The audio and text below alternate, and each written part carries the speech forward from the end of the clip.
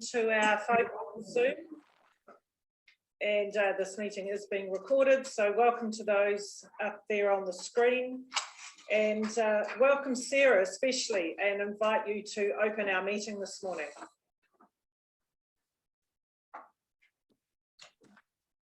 Well, kia ora, good morning everyone.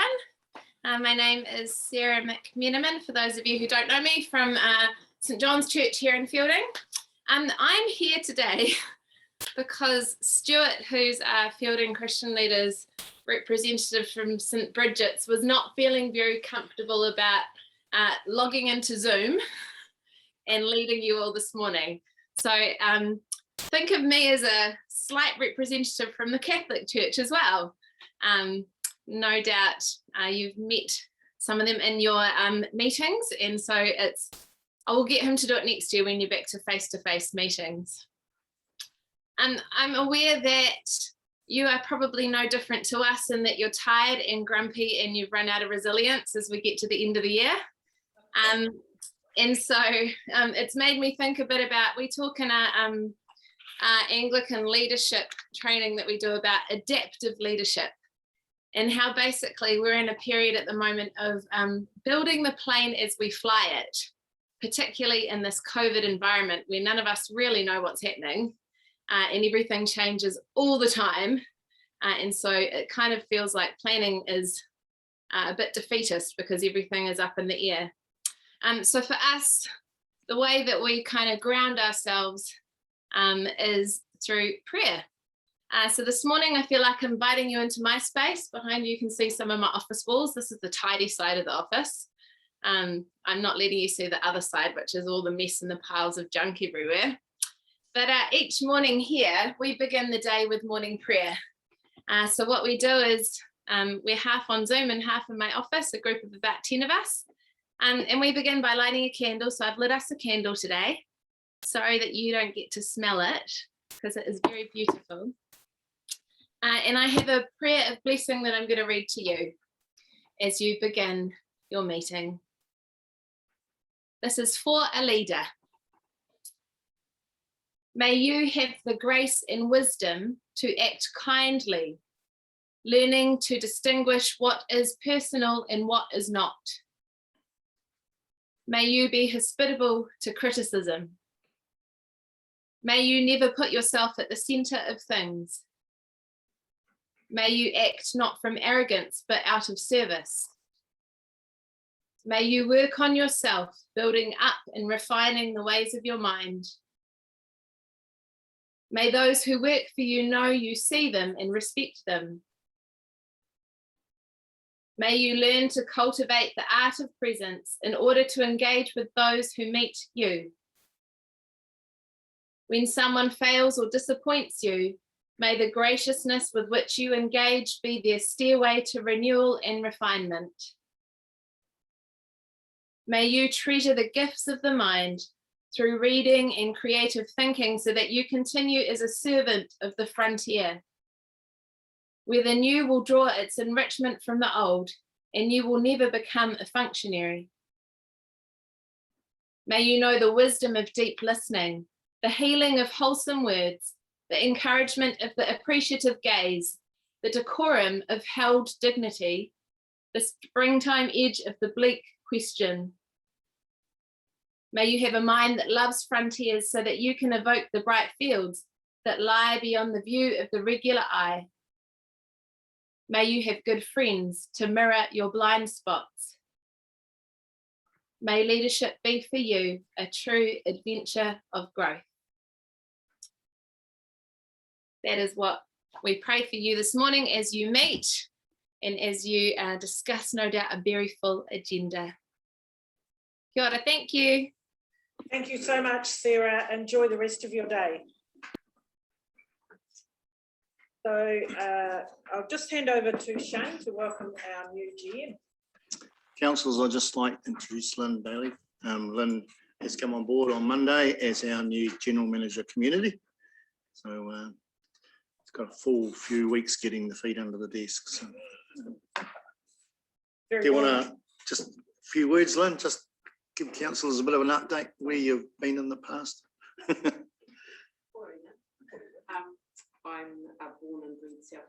may recognise that with some of the rolling of their R's.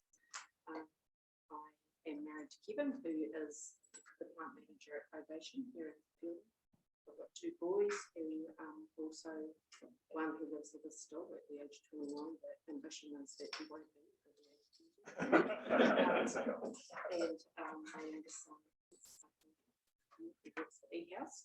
And my background has been, I started off in banking and media, and then I spent some time in local government, mainly in the Untitled City Council. As a contractor, doing consumer engagement and consultation and budgets, and then later as an employee. And then I moved into the electricity industry, and then moved up here. I spent some time in the UK, moved up here, and I've been in health ever since we've been here in the Memorandum for the last 8 years. So working at Law, and with the latest case of COVID that has been announced in Parliament, I'm quite glad that I'm here in Northern Health. It's a challenging environment. So that's a little bit about me. I've got strong relationships with iwi in the district from my time, and I'm just I feel very privileged to have this position and be able to work and to support the community. Really excited. Thank you very much. Fantastic. A very warm welcome from us as well, and look forward to working with you as well and your team. Apologies this morning. We have one from Councillor Short. Can I have a mover and a seconder for the apology? Thank you, Councillor Casey and Councillor Ford. I'll put the motion. All those in favour, please say aye. Aye. Against? That motion is carried. Thank you. We have no requests for leave of absence, so we can move straight to the confirmation of minutes on page 6. Your Worship, I move that the minutes of the council meeting held 4 November 2011 be adopted as assured correctly. Thank you. Do I have a seconder, please? Councillor Hadfield. Put the motion. All those in favour, please say aye. Aye. Against? Motion is carried. Thank you. Item 5, declaration of interest. Are there any items on our agenda today that members need to declare conflicts? Councillor Ford. Your Worship, I note that in the public excluded section, Fielding Little Theatre, my wife is a member of the committee member of Fielding Little Theatre, so I will not take part in the discussion or voting. Thank you. Any further declarations? No. Right. Councillor Corey. I've got no issues with Councillor Ford actually speaking in regard to that. If you choose not to vote, that's fine, but I've got no problem speaking in regard to the whole thing. Thank you. Right, so we move straight to our public forum and welcome our guests up there on Zoom. Sorry you couldn't be with us in person this morning, but so we've got Dr. Farrelly and Liam Prince. Welcome. You're here to talk to us about the proposed pyrolysis planter here in Fielding. So I'll hand it over to you. Thank you. Tēnā koutou katoa. Hope you can hear me all right. I'm just going to share my screen. I've got a PowerPoint presentation here and hope you can see that okay. We can. Thank you. And thanks for the opportunity to speak about this proposed pyrolysis facility. My name is Liam Prince. I'm a zero waste and circular economy researcher and advocate involved with a number of organisations, but was also born and raised in Palmy. I have a lot of friends and 4 generations of my family still living in the Manawatu. So naturally I have a personal as well as a professional interest in this facility. I'll later be joined by Professor Robert McLaughlin, who's here from Massey University, who's going to speak to some of the technical aspects of the proposed pyrolysis facility. And also Dr. Tricia Farrelly is here. She's written a letter to Manawatu District Council and others, which some of my presentation is based on. So if you want a bit more detail about what I'll speak to today, you can get in contact with Tricia. So Apart from a couple of media articles, there hasn't been, and I encourage you to read these articles if you haven't, there hasn't been a lot of publicity around this facility, but there feels like a growing sense that Manawatu residents and ratepayers and mana whenua should really be given the opportunity to learn more about this proposal and more about pyrolysis and waste to energy technologies in general. And because Manawatu District Council is apparently a partner of the Bioplant company for this proposal, we feel that council should take the initiative on this and hold a public event because there are a lot of unanswered questions about this proposal. So I just wanted to give a quick summary of why large-scale pyrolysis and waste-to-energy technologies are problematic. And I agree with the European Union's definition of pyrolysis as a type of incineration because it does involve thermal treatment or combustion or burning of waste. And the emissions and the issues are very similar across the different types of technologies. So at a high level, waste to energy technologies like pyrolysis conflict with waste minimization goals, and they directly compete with other zero waste and zero carbon opportunities. And for example, it's estimated that for every 1 or 2 jobs in landfilling and or incineration, there are potentially hundreds more jobs and activities like resource recovery, reuse, repair, remanufacturing, composting, and so on.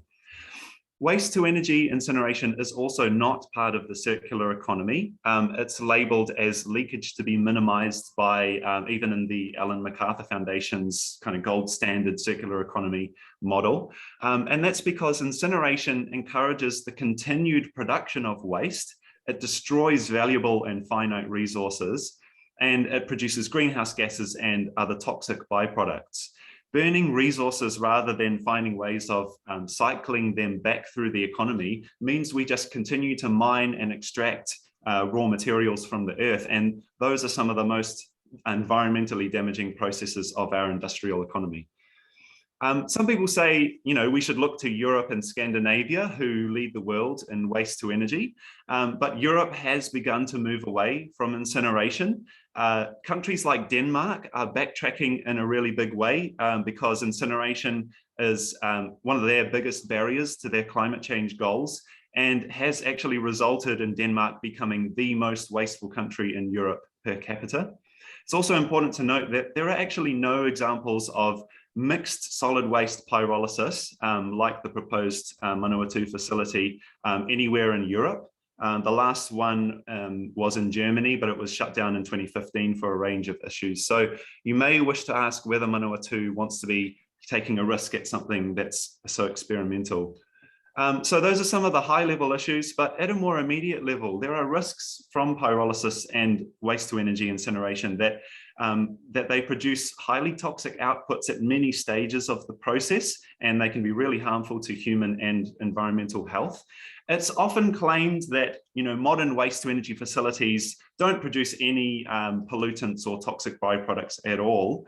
But this is incorrect. It's more accurate to say that they simply have better filters and scrubbers to try to capture those pollutants, but does not get rid of those pollutants. And in fact, it only concentrates them. But even the most modern pyrolysis facility is not 100% effective at preventing the pollutants from escaping. And here's just a bit of a diagram of the various stages of the process where pollution can occur. Now, the main material that the pyrolysis facility will process are plastics. And plastics are more harmful than many people think. There are thousands of toxic chemicals that are added to plastics, which makes them harmful even when we're using them and when they escape into the environment. But on top of that, when plastics are combusted in a process like pyrolysis, it actually produces toxic substances that otherwise would not be produced, things like dioxins. And so all of these harmful persistent organic pollutants, they build up over time, and they have been found to contaminate food in areas produced in areas near plastic pyrolysis facilities, and that can lead to increased risk of cancer from ingesting that food. This should be a concern for a food producing region like Manawatu. These concerns have led the International Pollutants Elimination Network, or IPEN, to recommend that governments just flat out refuse plastic pyrolysis permits that produce fuels, and that's exactly what the Bioplant facility will do. I'll just hand over now to Professor Robert McLaughlin to talk about some of the technical aspects of the Bioplant operation.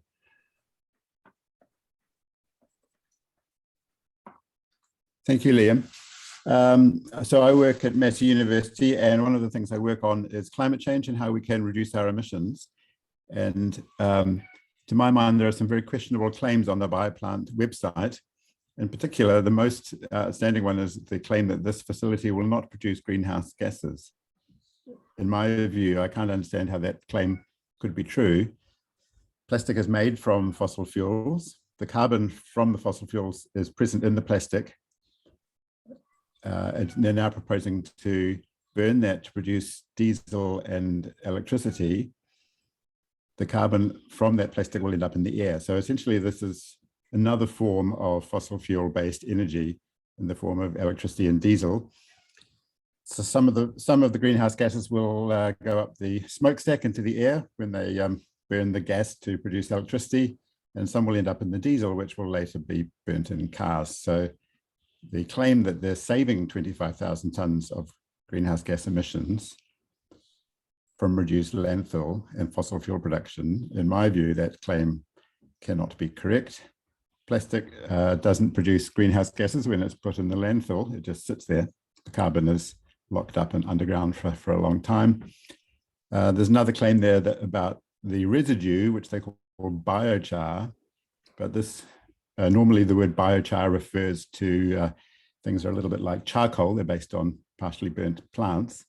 This is partially burnt plastic residue. I'm not exactly sure what it's made of. Some of the toxic chemicals that Liam referred to will either go into the air or be scrubbed and put into the ash. So there's still a question about what happens to those chemicals after they're in the ash residue, but they're certainly not biochar. There's another open question which I don't really have enough information to answer, which is how the entire plant works from an energy point of view.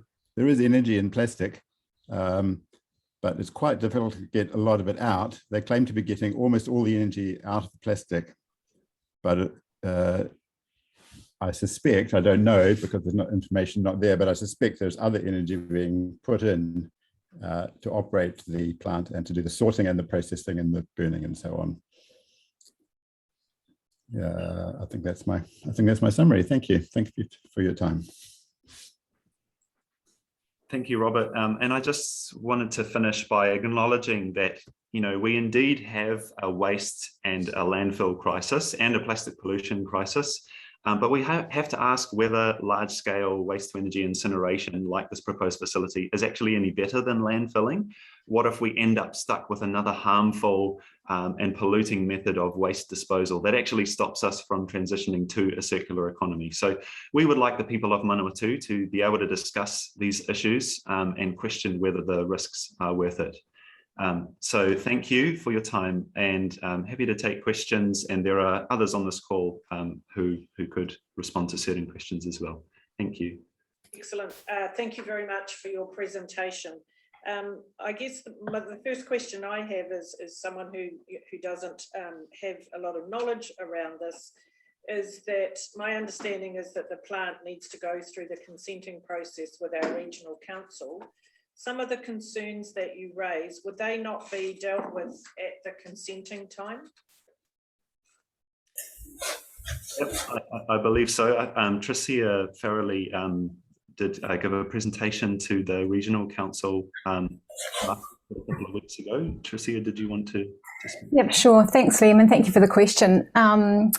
So the main point I really wanted to convey to Horizons when I gave my presentation to them was that, as you can see from Liam's presentation here and the letter I sent to the NDC, was that emissions to air, consenting for emissions to air is insufficient in order to really do a very robust risk assessment around the emissions that we see leaking from such a proposed pyrolysis plant at every phase. So if you'll recall the diagram Liam showed you around some of those leakage points, pathways, you'll see that emissions to air is only one pathway for dioxins and other pollutants, CO2, GHGs. We also need to really pay attention to emissions to water and emissions to soil. There's also there's some recent research that's been found that there are dioxins in plants, edible plants, crops around incinerator plants around the world, and this has been picked up by IPEN, the International Pollutants Elimination Network that Liam referred to. And we also need to think really carefully about the health implications and the possibility even of biomonitoring, considering the health impacts and risks for community health of those around those who might be situated around those plants. So for me, an answer to that is the emissions to air is only one pathway and one point of risk, and it's insufficient. Thank you very much. We have a couple of questions. Councillor Casey. Yeah, thank you, Your Worship. Yeah, hi folks. Shane speaking. Hey, Liam, just got a question through you, if I may. So we're under some pressure what to do with our waste. We can't keep putting it into landfill. What are some of your other suggestions that we could possibly do, apart from manufacturing stewardship around waste, that we can actually do to tackle this issue? Because at one point we've got to put it somewhere, but the other point you're saying, well, you can't burn it, and here's why. Just really quite interested in some of your suggestions as a countermeasure.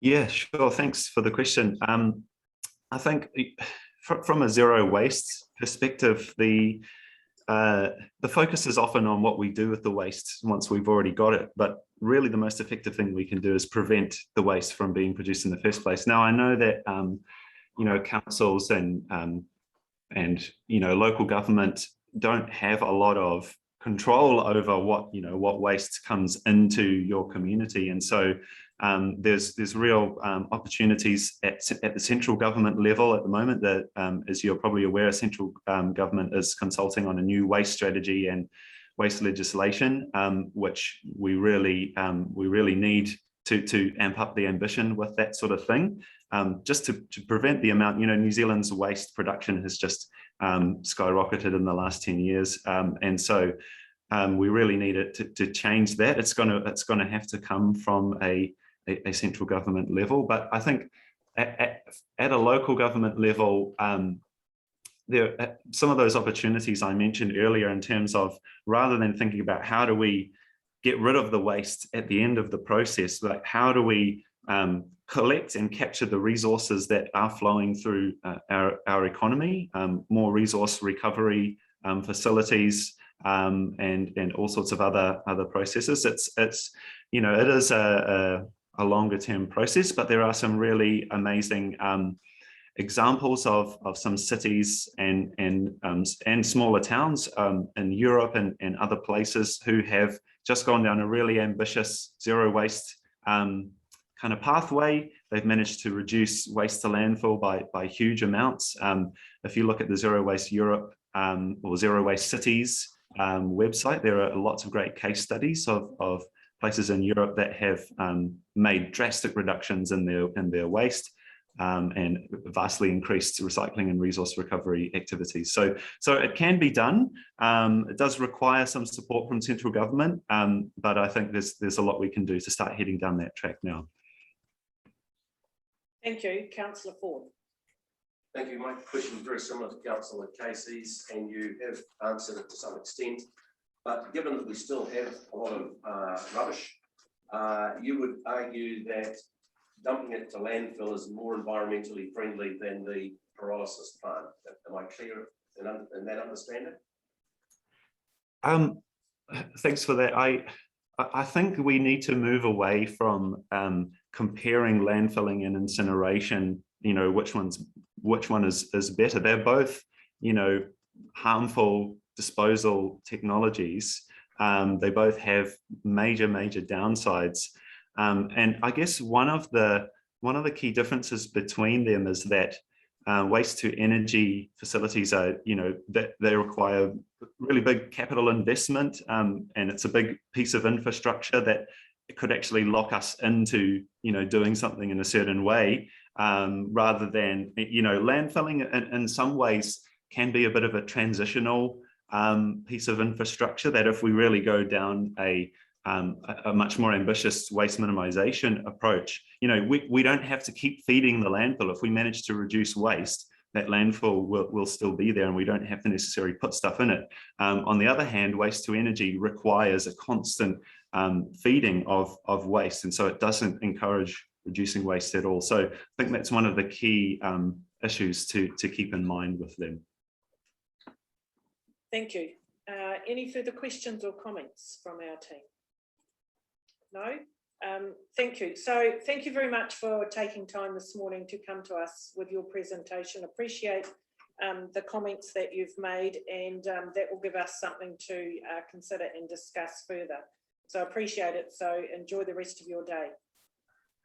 Thank you, councillors. Thank you. Thank you all. Thank you. Right, so that brings us to presentation 7.1, and welcome our team from CEDA. I see David and Janet, welcome. Morena. Good to see you. Sorry you can't be here in person. So you're going to talk to us just a bit of an update about the work that you're doing specifically in our district. So look forward to hearing from you. Excellent, thank you. Firstly, can you hear us? We can, yes. All right, and can you see the presentation? Yes, we can. All right, so far the technology is working. So thank you, Mayor Helen, and thank you, councillors, for the opportunity to meet with you. For those of you who don't know me, just briefly, I'm David Wright. I'm the interim chief executive here at CEDA until such times as the permanent CE takes the role up in early January. So look, it's great to have the opportunity just to update on what CEDA is doing, both a little reflective in the year that's passed, but more importantly in the year to come. Janet Reynolds is here with me, and it's a bit of a tag team act. So towards the end, she'll touch specifically around some of the tourism and other domestic visitation initiatives that we've got going. So anyways, just firstly to move on, and a reminder initially, I'm not expecting you to read all that, but the letter of expectation we have with both our shareholding councillors drives what we do. And in the case of the current letter of expectation, there are some specific priorities that Manawatu District Councils asked us to achieve, specifically around promotion and development of key tourism destinations, including the Country Road tourism route. And Janet will speak a little bit more on that towards the end. Inward investment, attracting inward investment to Manawatu, and is secondly there, promoting Manfield and the opportunities there as a business and conference events, and that is done in tandem with the work being undertaken by Palmerston North City Council. Fourthly, the regional identity project, again Janet will touch on that and just where we are with that, and then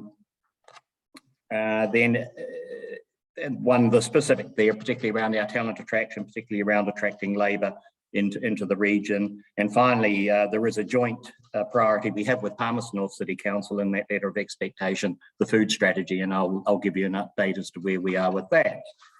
So just moving therefore onto that food strategy, so a little bit of the forward-looking one. This, I would argue, would be the one of the key priorities for CEDA for the coming year. And just where we are at this stage is that we are doing it in two stages, and we've commenced the stage one. So the stage one is all around developing a draft strategy that identifies and capitalizes on Manawatu's competitive advantages and the structures that we need to put around that to realize the opportunities.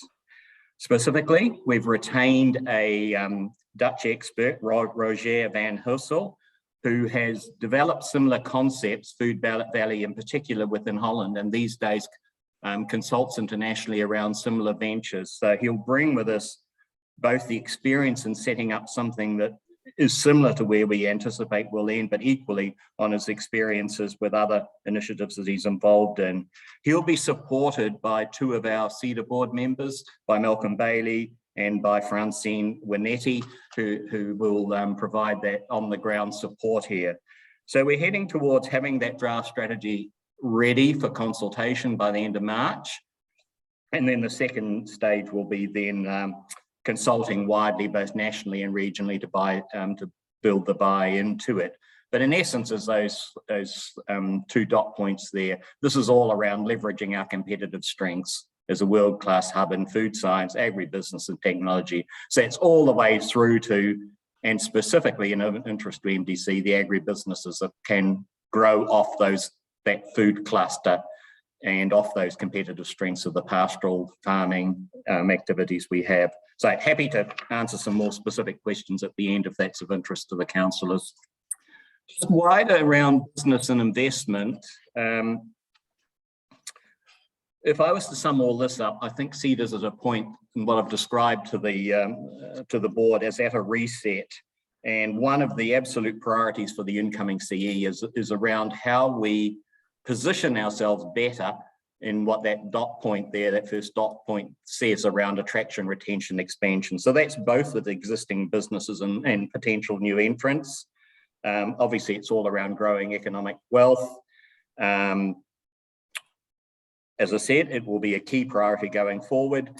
We've had a piece of work done by a consulting firm, Martin Jenkins, which certainly sets the framework for what needs to happen over the next year. So from the perspective of the two shareholding councils, I would suggest that this is one of the key areas for you to watch and to monitor and to have feedback on through the coming year as I described, reset.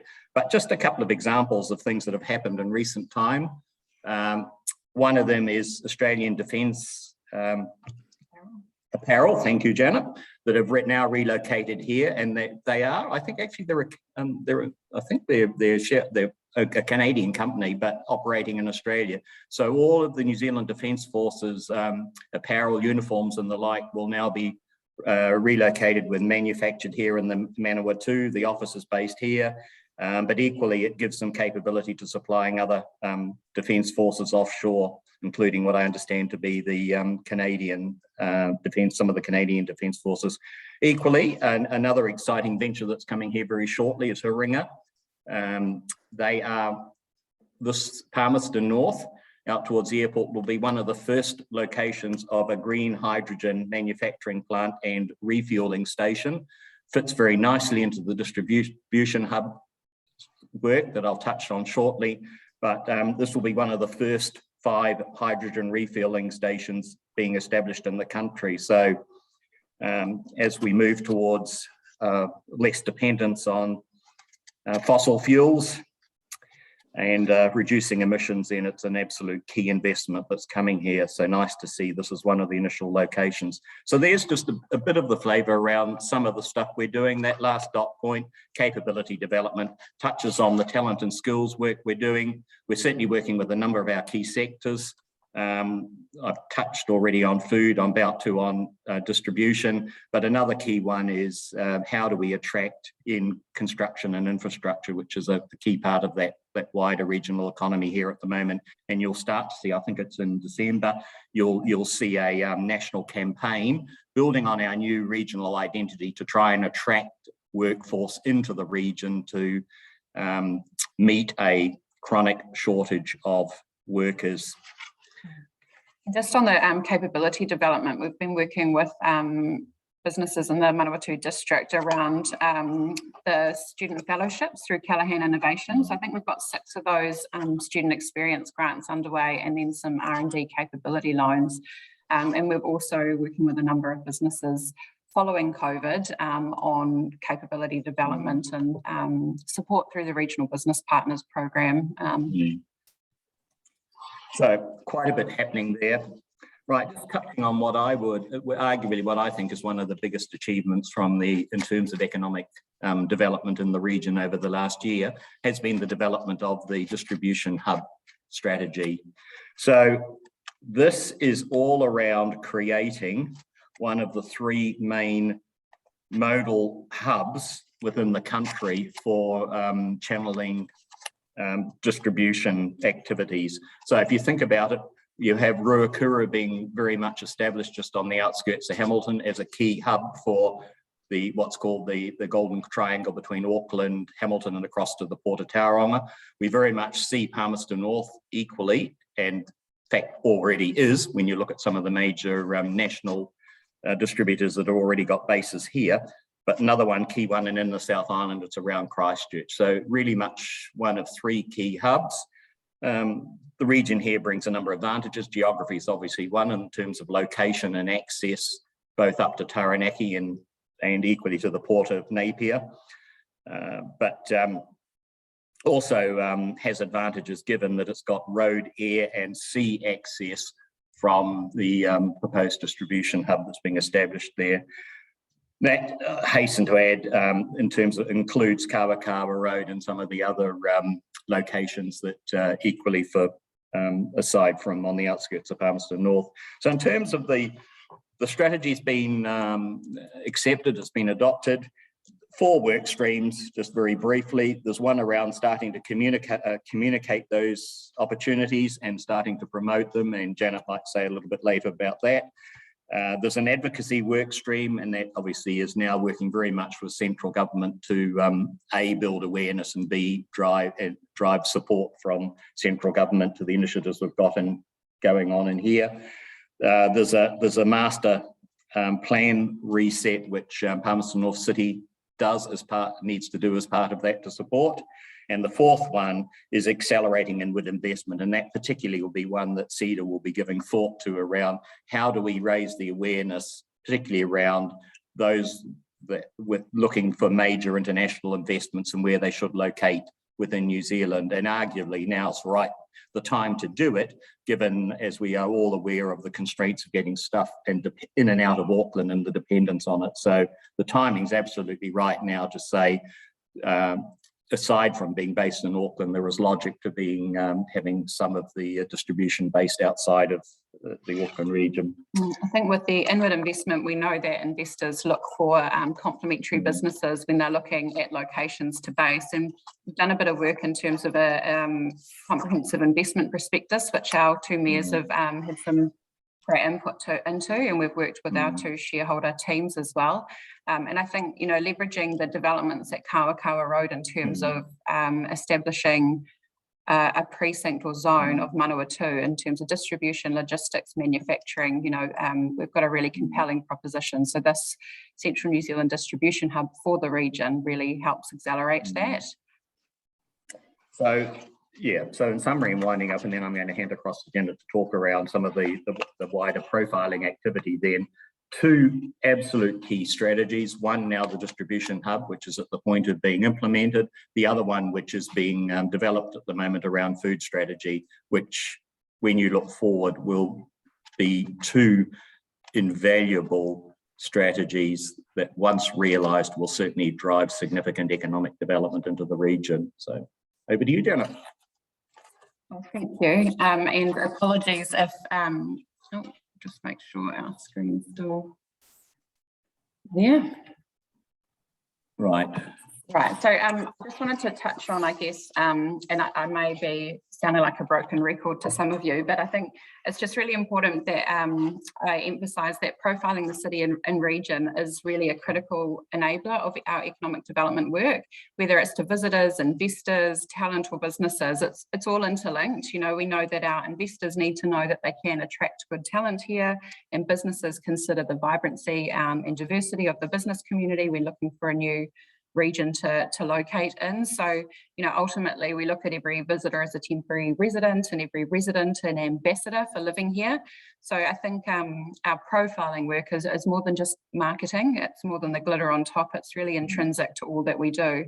And I just wanted to touch on a couple of our current focus areas. So the talent attraction campaign, this is a pilot campaign focused first on the infrastructure and construction sector. So what we've done is we've kind of pitched to industry, to the business owners, the trainers, developers, and got them on board with a targeted campaign that is going to hit the bigger regions, particularly Auckland, where we're seeing a bit of exodus from, Hamilton, Tauranga, and Wellington, and trying to pull people here. Obviously, we have big capital investment projects happening that need hundreds of workers, but also, you know, for our housing shortage, we know that we need more labour in the talent pool as well. So you'll see that kicking off in the next couple of weeks, and it's been great to have industry on board with that. And I think Sarah Towers, our talent and skills manager, is going to be diving a little bit more into that work at the economic workshop this afternoon with you guys, I believe. So that pilot will be followed by one focusing on the food and fibre sector, which we know is really important, particularly for the district. So it's good to see how it's worked. We'll be able to report back in the early new year on how the engagement have gone. We're measuring, we're offering a relocation prize package. So it'll be really good to get that one wrapped up and then move on to food and fibre sector. The regional identity, so thank you everyone who made it to our virtual showcase. We would have loved to do that in person, but I'm sure there'll be time in the near future. So we'll be launching the refreshed Manawatu NZ regional website in the next 2 weeks. And that's a key tool in all of our marketing work around attracting talent, business investment and visitation, and really building profile of the region. That's going to be, I guess, the first big reveal of the regional identity that you'll see. And then this will be followed by our new visitor guide, our walking and cycling guide, so particularly highlighting our brilliant Northern Manawatu walks in the Ruahines. And then we've actually got 2 new signs on State Highway 1 in Sanson, which have just kind of snuck up in the last week. So one at Viv's Kitchen, one at Wairika Honey, where we've got partnerships with those businesses who get a huge amount of visitation, and it's really about driving people into the region off State Highway 1. We're also kicking off in the new year with the community groups, particularly in Apiti, Pohongina, Kimbolton and Rangawahia initially, to refresh the signage program that we've led over the last 4 or 5 years. So this will have the new look regional identity, but we've also refreshed the look of the country road to fit within the regional identity. So it's just a little bit more modern, fresh, works in with the colour palette, and we've had given some sneak previews to some of our rural community contacts, and they're all really happy and excited to see it. We're also in conversations with the MDC comms team, Shelley Ashton, hi if you're watching, to look at how we can collaborate on rolling the regional identity out, particularly with our welcome signage into the region going forward.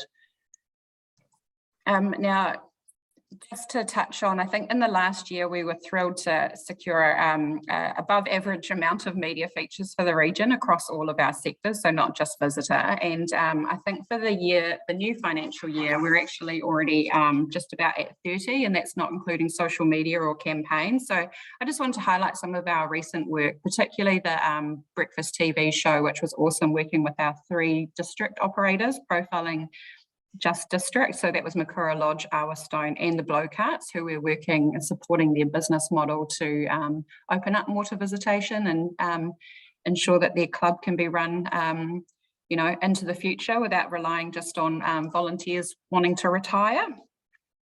We've also got some great campaigns with Tourism New Zealand underway, and we've just had them in region filming out and across the district. So we'll be using that to as training for some travel trade agents, particularly in the Australian market, as we look to open back up in the next probably 12 to 18 months for our region. So that's just a bit of a snapshot. And I think just good wanting to highlight it, because you won't necessarily see a lot of our marketing because it's mostly targeted outside of the region. But I think over summer you may see some of our more localised campaigns about getting lost in Manawatu and encouraging some of that outdoor activity.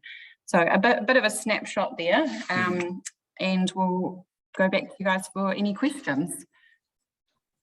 Thanks, Janet and David.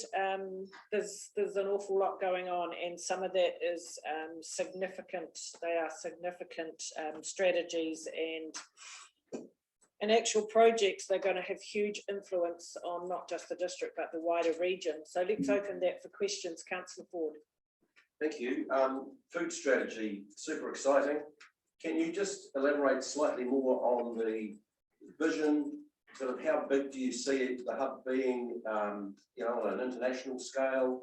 What will it look like? And what difference do you think it's going to, what difference do you expect it to make to businesses, both here and I guess throughout the country? Yeah, I'll jump in on the first one in terms of international. Sorry, David, and then I'll hand over to you.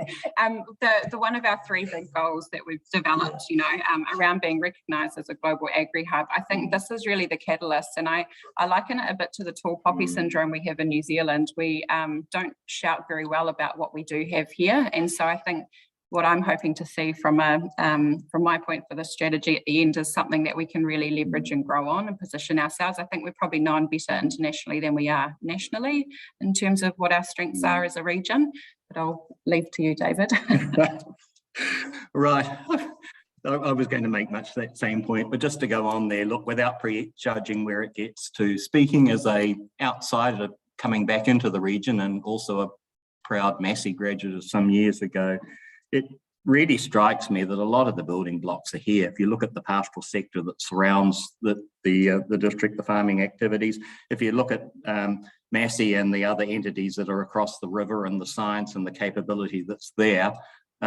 So some ways I kind of describe it as it's bringing together the smart people and ideas with those that are looking to develop businesses and opportunities, and a lot of it I think is simply telling the story. So it's described as a food cluster, so a lot of it is just developing what are those particular competitive advantages that the Manawatu has relative to, for example, a Cawthorne Institute in Nelson, or some of the activities that are happening up in Hawke's Bay, but what are the competitive advantages here that can be realised not only for growth within the region, but for other, you know, for some of the stuff that's happening with other businesses around the country. So, and I think with our unique concentration of agribusiness and scientists and researchers, we know that, you know, if you want to produce food, you know, coming through Manawatu, we would want, I guess the goal is, you know, anyone producing food thinks of Manawatu for their journey, whether it's the R&D, the growing, the innovation, the packaging, the selling, the distribution, that we have all of those components here for the future of food. Thank you. Councillor Marsh. Thank you, William. I'll move in so that you can actually see who I am. Looked intently at your reactions to our first presentation this morning, and Janet, again, you just made the comment there around packaging. If we're going to be one of the top 3 agri-food hubs in the world, and with our distribution centres, etc., is there an opportunity for you within your vision goals and strategic areas to perhaps look at the reduction of plastics? Yes. And interesting in the fact I called in at our local vet club first thing this morning before our meeting. Just about every single product that was in that is in a plastic wrap. And 90% of that is imported. And that is all coming through our distribution channels, etc., to our hub, if you like. So I'm just wondering whether some thought could be given through CEDA within your vision and goals as to how we can do that. So we're actually reducing it at the start rather than trying to burn it at the end. Yeah, absolutely, I agree. And I think with the rise in the demand for convenience, we're seeing even more package. You know, you can get an apple wrapped in plastic now. It's, you know, but yes, definitely with this, it's about identifying where those kind of key areas that we can build on, grow investment, develop. And I think, you know, the biodegradable packaging options, we've got the researchers, the minds, the businesses here. So it's how to, what are the gaps or the strengths that we need to build on?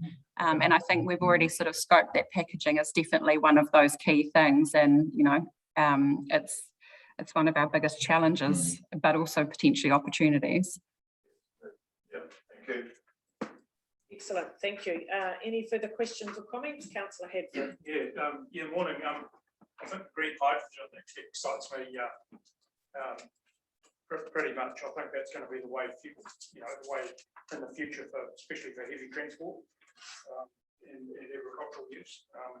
Where EVs are actually going to be useless. So yeah, is there a little bit more detail around that, or it's just going to happen?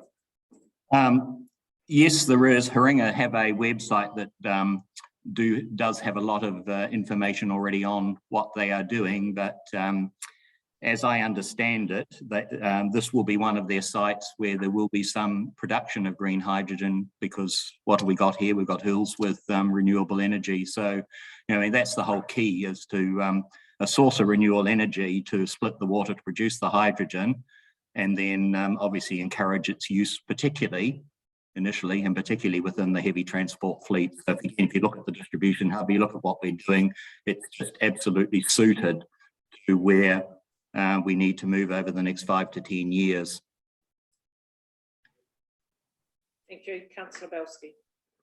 Thank you, Janet, and for your presentation, and it is exciting, all right. And I just want to mention that it looks like the ducks are getting all in a row for the opening of the Mangaweka Bridge, hopefully in July or middle of this year, and with Stone up there, and you've got the tavern, and you've got Hanson's new owners, and it's all coming together to bring the people in. So hopefully there's a big celebration in July with the bridge opening, and the old bridge being held there as an icon is exciting too. So thank you.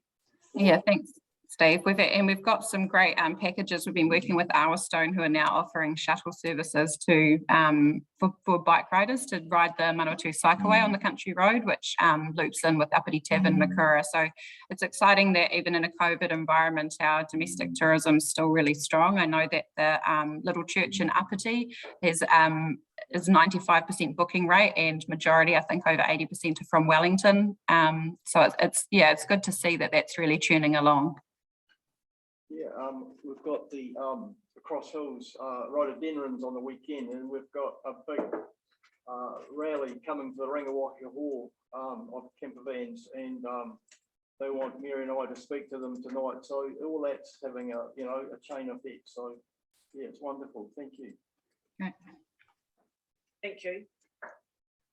Councillor Ford.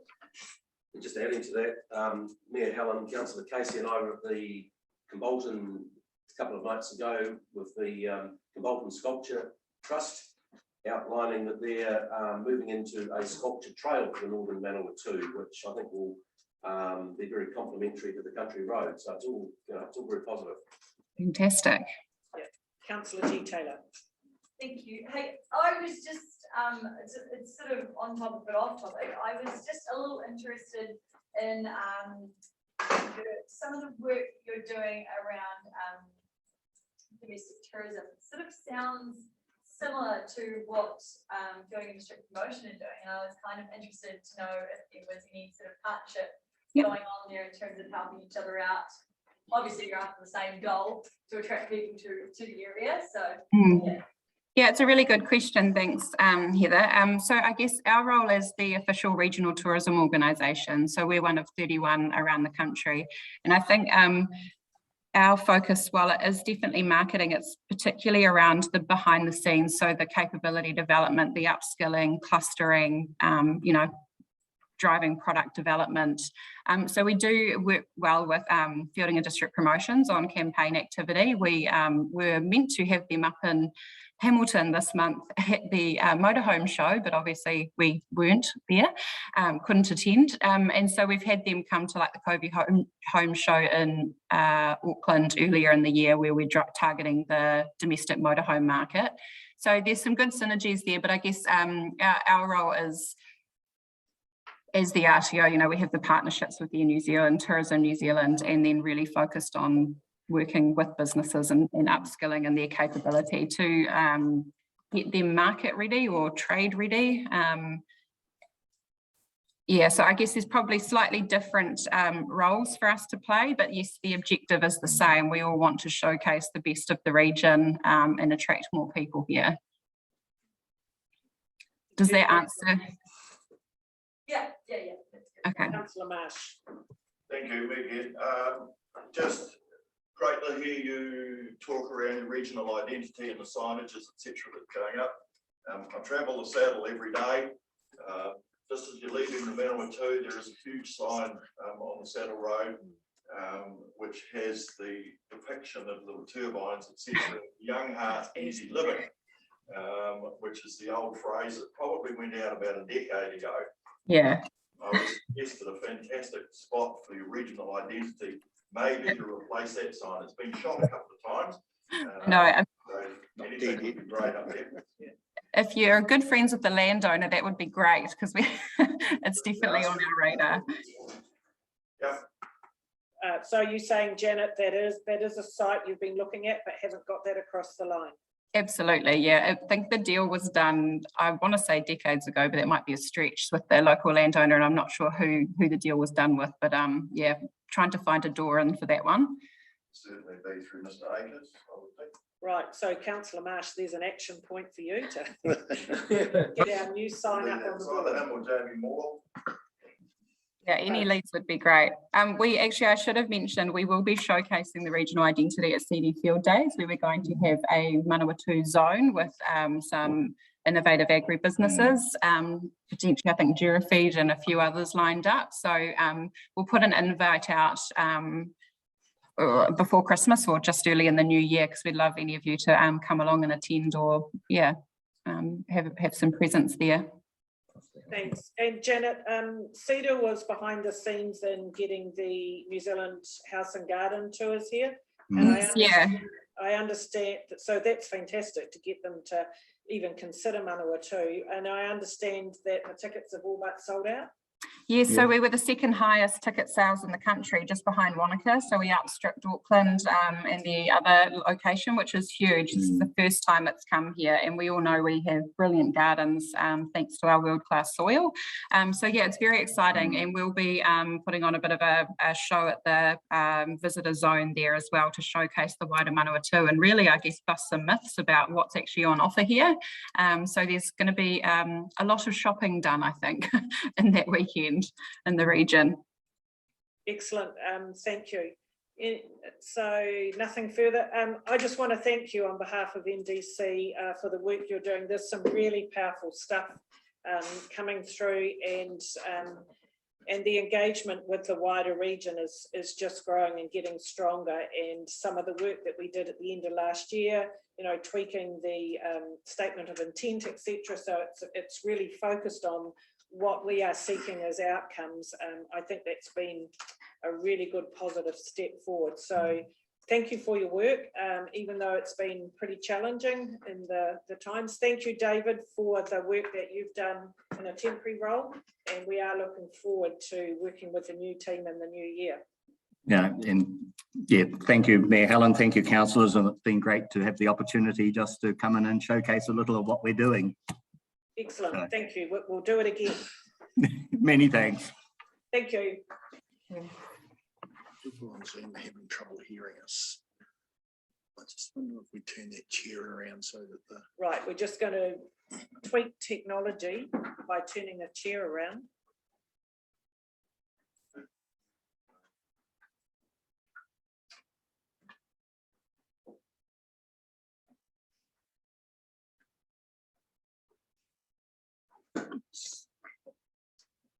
So this is all being recorded.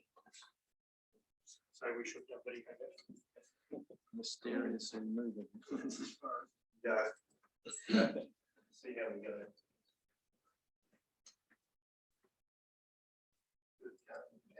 Right, thank you. So we've had that presentation.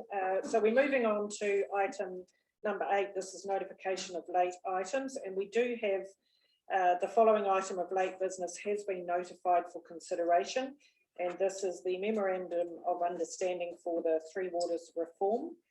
The purpose of this item was to seek Council's approval to sign the MOU relating to the proposed campaign regarding the government's Three Waters reform decision. The reason the item was not included in the agenda for the meeting is that the information was not available prior to the agenda publication deadline, and there is a deadline of this Friday for signing up. The consideration of the item could not be delayed until a later meeting due, as I said, to the time frame of needing agreement from councils to the campaign. So I'm happy to move that the item Memorandum of Understanding Three Waters Reform be accepted as a late item of business. Have a seconder, please. Councillor Ford. Put the motion. All those in favour, please say aye. Aye. Against? The motion is carried. Thank you. So moving on to item 9.1, community development. This is the community development strategy, and Michael. Yes, Michael. Would you like to speak to that? And then I'll invite Councillor Humphrey to do that as well. I actually have some people to speak to that because we've got Janine and Stacey. Excellent. Thank you so much for that. Welcome, Janine and Stacey.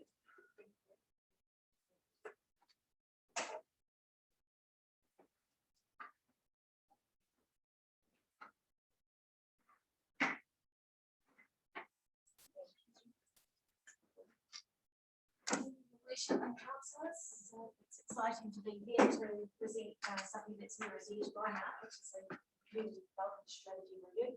So just to do a bit of a recap, you might recall back on 6th of May, Council actually confirmed the timing for a review of the strategy, and it agreed to be a two-phase review with an updated revision as at 30 June to become and then a full review.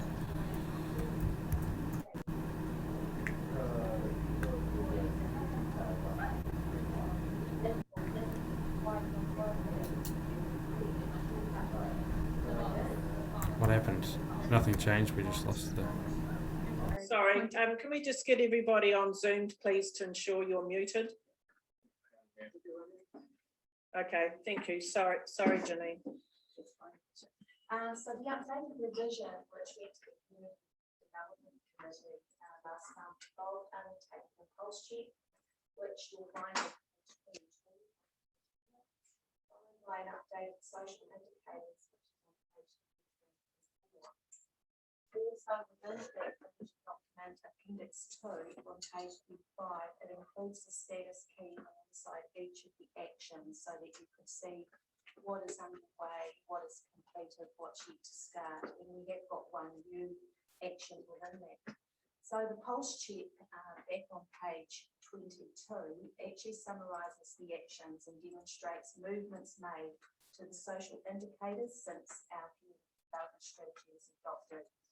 It notes where the district's averages on track against national average and the district is all fine.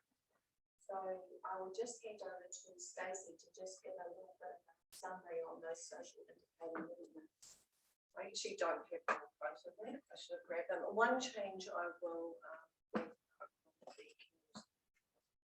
meeting was around the crime statistics or the safety statistics. Initially, we were using crime rate, but we've actually changed that to victimisation rate, and now that aligns with national data and changing the data being reported. So that shows a significant greater safety here in the district. So that's been changed to reflect that based on the questions that were asked by your worship within the community committee meetings. Another question that was asked of me was around the details of the suicide data. Now, I have been in contact with the Ministry of Health and they've provided me with the detailed data around that. Unfortunately, the latest data is from 2017 due to the coronary process, so that takes some time to get through that process. So they will be releasing 2018 data soon. So apart from that, all our indicators are relatively positive. Does anyone have any particular questions around those social indicators and performance? Thank you. Councillor Casey. Yeah, thank you. Look, I know from my industry that nationally the suicide rate is well over 600 a year. In fact, yes. I think we were 606, but now 626, something like that. So I think we can confidently move forward with that. In 2017, we did have a bit of a leap. We've gone up to 10 that year, so that was the highest year throughout the records. But I'll send that data out to you. It's quite a detailed spreadsheet around demographics as well, and includes national data for each TA. So. Yeah. No, I think that's one that we should delve into a lot more.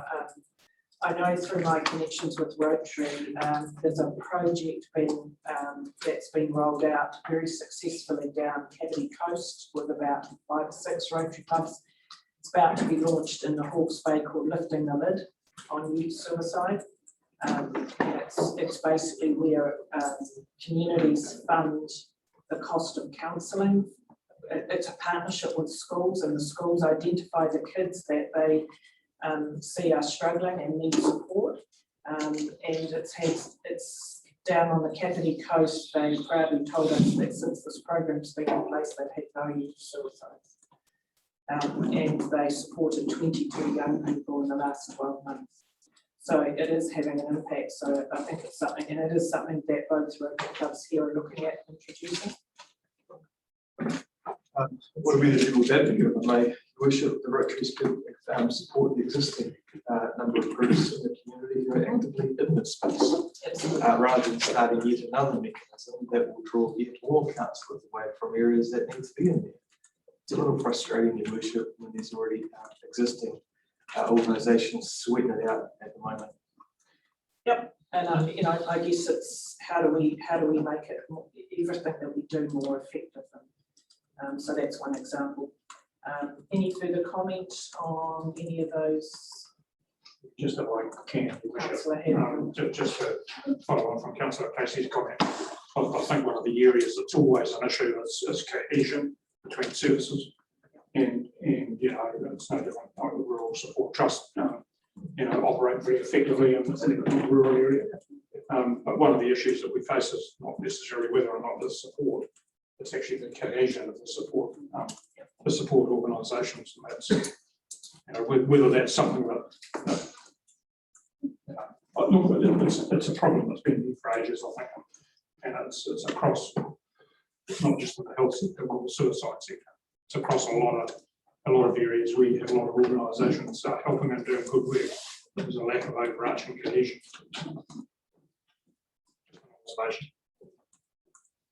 Thank you.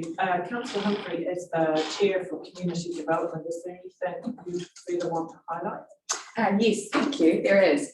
I'll pick up some of the particular comments that have been made in a moment, but I guess just to reset, this is quite an ambitious strategy. It's got 49 actions within it. And it's based, was developed and has been based on deep engagement with a really wide variety of stakeholders across our community. So it truly is a reflection of our community aspirations. And I really do want to congratulate Janine and Stacey and the wider NDC team, on what you've managed to accomplish over the last couple of years. Some of the highlights for me include the fact that we've successfully transitioned to results-based accountability, contracting and reporting, which provides a much stronger evidence base about the value add for the services that are being provided to help achieve the outcomes that we're looking for. We have done some very comprehensive work in terms of a housing stock take and just recently adopted a strategic action plan.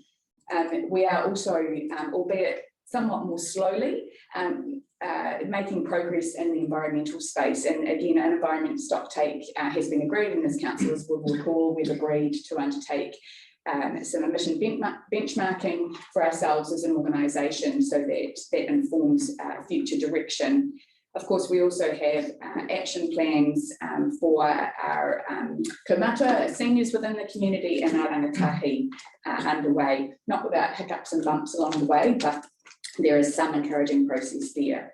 And of course, I think for me particularly, while perhaps our relationship with iwi has been somewhat more strained, we've certainly really strengthened our relationships with faith communities and ethnic minorities across the district. So there's a lot of progress that we can be really encouraged by, and I can look in the direction of where the credit goes around that. I think the challenges, as we look forward in terms of this stock take, are that just under 30% of the strategy hasn't even started yet, and we're 2 years in. And so I'm going to use the F word because it is a reality. We are funding constrained. We've done some excellent work in terms of developing a housing strategy, but actually there's very little resource to implement that. And if you look at the pulse check, in fact, renting in this district is now less affordable than the rest of the country. So there is some real pressure in terms of discussions as we look forward about how we actually make things happen. We do have, again, funding. We have a temporary reprieve with the 10-year plan decisions this year for reinstatement just for this year of our events and community development fund. We're seeing excellent uptake of that, but there is no money for the budget for years 2 to 10. So again, some issues about how do we support the fabulous grassroots initiatives that are taking place across the district. There are, in terms of the conversation that the committee had, discussion about what else, we need to do, and the fact that, we do operate in a fiscally, constrained environment. That's the same for any household. We've all got a budget, but that important conversation over the next few months about where we need to prioritise in terms of actions that are underway and new actions to start. And certainly in the space, in the environmental and cultural diversity space and relationships with mana whenua, those are areas that in that first flush of discussion cropped up as needing some more time and attention. But that's a piece of work that we've yet to do. I think the other thing for me is just a personal observation around, some of the comments around mental health, and community services. One of the actions that is sitting in the plan is about strengthening the collaboration and capacity and capability of organisations across the sector. That's one of the areas that we haven't been able to start in. So just reflecting right now that may be one of those spaces that flushes up as a priority for going forward. There's heaps there. I've just, tried to present a little bit of a summary, but happy to answer any questions, and there may be other comments that other members of the Community Development Committee would like to add from our discussion recently as well. Okay. Any further comments, questions? Councillor Marsh. Thank you, Your Worship. Yeah, just a couple of comments, really. I see in the statistics there the difference between central government participation at voting time and regional or district. We dropped from 84% to about 40%. And I see one of the drivers on page 36 there is to invest in where we ensure diverse and capable representation on council. To me, both of those go hand in hand. And probably something that I'll look to the CEO with, and the fact that the KPI with the previous CEO was trying to lift that voter turnout. And how are we going to do that in this upcoming election come next September? Because at 40%, it's just ridiculous. And that we are the ones that have to govern and implement the strategies going forward. So that's just a question put out there. The second part to that is great news, just Tungurahua District Council with their 12.8 million, which they're receiving 10 point something, I think, from central government for their housing strategies. So yeah, let's get on and get some action in place. Councillor Casey. Yeah, thank you, Your Worship. I think the question I have is that, just on the back of Councillor Marsh's comment around Tungurahua District and these funds and central government funding, is central government aware of the situation that we have here in Manawatu? As Councillor Humphreys said, one of the most expensive places to probably per capita to rent. Townhouses, two-bedroom townhouses, well over $600,000 now. Completely untenable. The question I have, just to reinforce, is that is central government aware of that? Through you, Your Worship, yes, they are. As in particular, Kangaora, who we have been meeting with regularly. So yes, they are aware of the pressures here. Yes. Yeah. We do have an item this afternoon, and we'll talk about that in more detail. And I would just endorse that there has been a significant amount of work been going on by the team in building relationships with the relevant government officials and looking at what we can do, not just through a strategy, but actual practical on the ground. Right, anything further from anyone? No, otherwise we do have a recommendation on page 17. Your Worship, I'm happy to move that the revised community development strategy, including the pulse check and updated social indicators, be adopted. Thank you. Seconded, Councillor Casey. I'll put the motion. All those in favour, please say aye. Aye. Against? The motion is carried. Thank you. So we move to item 9.2 on page 42. This is our audit and risk, the draft annual report. Just finding the page.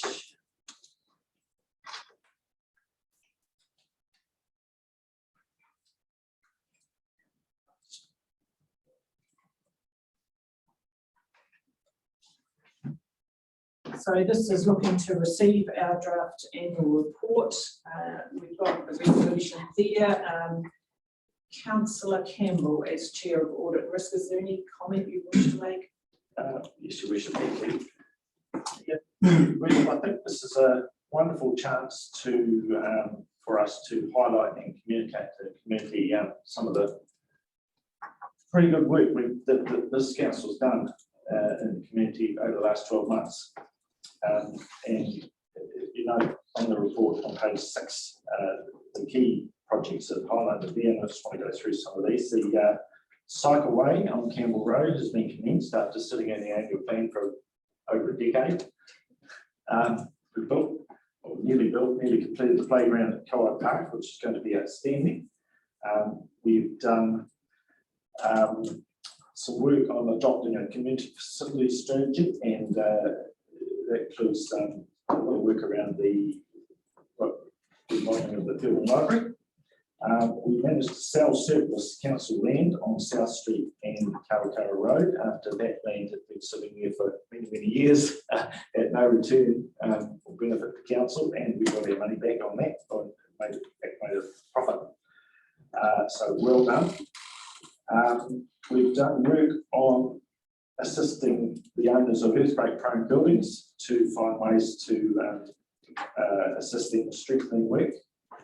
And we've introduced an all-around field and bus service. So some pretty good projects, I think, that we should all be proud of, both from, well, not both, but from this council table here, who's led some of these, I think, our leadership team who's led the work, and everybody else within the organisation that has done the work to achieve all these things. So I'm pretty proud of all this.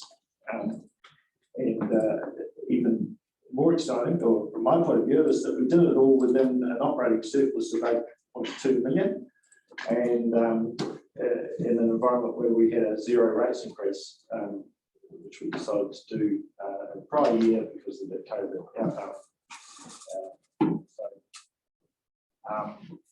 A pretty good operating result, or very good operating result, and on top of that, we managed to spend, do a capital expenditure program of 33 million compared to 27 million the year before, and we did this by borrowing only 7 million compared to 9 million the year before. So, yeah, I reckon it's a very good result.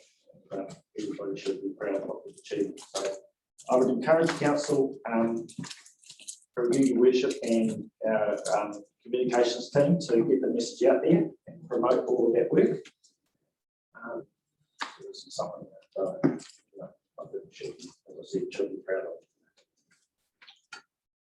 Thank you. Certainly endorse that, and yes, we are working on how we're going to do that, putting a plan together. So let's open it up for questions and comments from the team.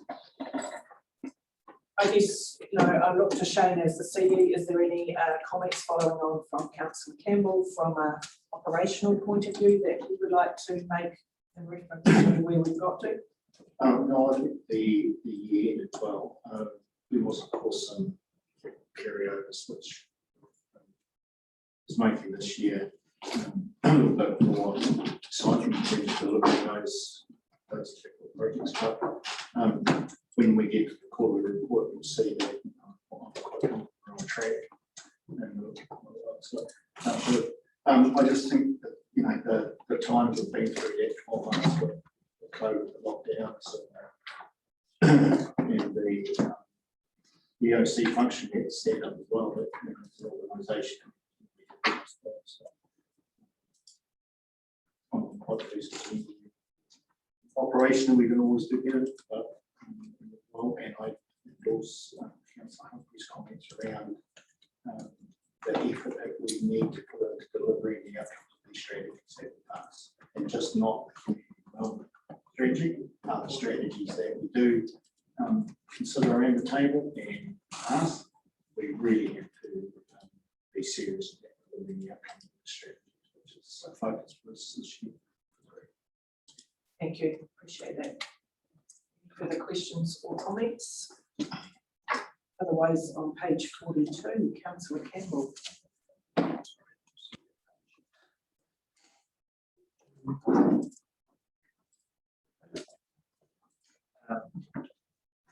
Shall I move? The council receives the draft annual report for the year ended 30th of June 2021, and the Mayor and Chief Executive delegated authority to make any minor changes requested by Audit New Zealand to sign the statement of compliance and responsibility that's contained within the annual report for the year ended 30 June 2021. Thank you. Seconder, please, Councillor Hadfield. Thank you. Any further questions or comments? I put the motion. All those in favour, please say aye. Aye. Against?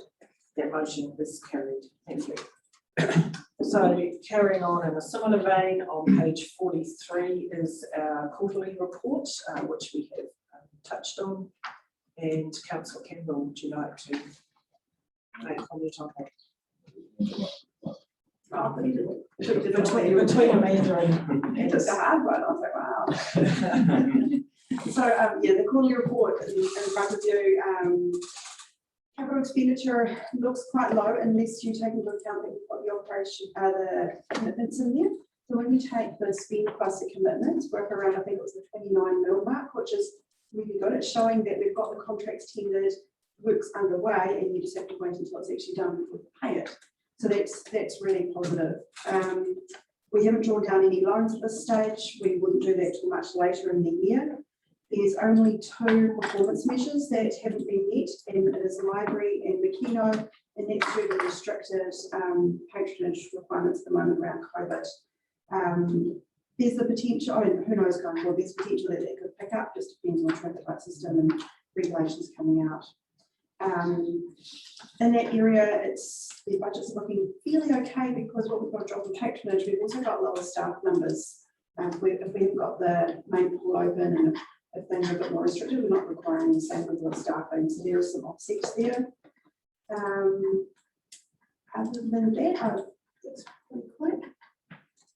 Thank you, Councillor Campbell. Yeah, just note that first quarter result, the 4 million service compared with the 1.2 million budget. That was a little inflated. There's a slight overcharge for a rating area, which we picked up since, so that'll be corrected in the second quarter figures, no doubt. And usual concern, as Amanda mentioned about capital expenditure, we've only achieved 6.6 million of 11.5 million budget, so we're well behind at the start of the year. Capital, so whether or not we can pick that up, we'll wait to see, but probably unlikely. Thank you. Any further questions or comments? No, otherwise we do have a recommendation on page 43. If I could have a mover and a seconder, please. I could do that as well. Like that the council received the quarterly performance report, treasury report to 30 September 2021. Thank you. And I have a seconder for that motion. I'm happy to second that. I'll put the motion. All those in favour, please say aye. Aye. Against? That motion is carried. Thank you.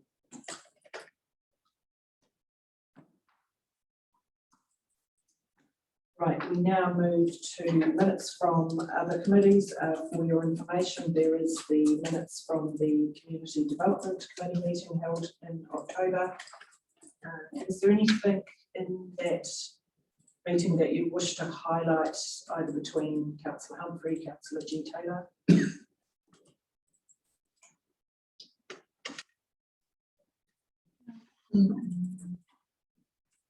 No, so open up questions. Are there any questions of those minutes? No, thank you. Move to item 11, and this is the officers' report, and we're on page 80. First one up is our annual dog report. Carol, Paul, was going to be here. Okay. We could, and while we're just waiting for that, let's move to item 11.2. This is the minutes from our Youth Council and Community Committee minutes. We're starting on page 87. I'll ask each of our liaison councillors if there's anything that you wish to highlight. The Youth Council, Councillor G Taylor. Yeah, these minutes are quite old. In terms of Young Achievers Awards, that's happened and it was a great success, and Steph was the main part of the success that night. We ran it in 2 heats pretty much.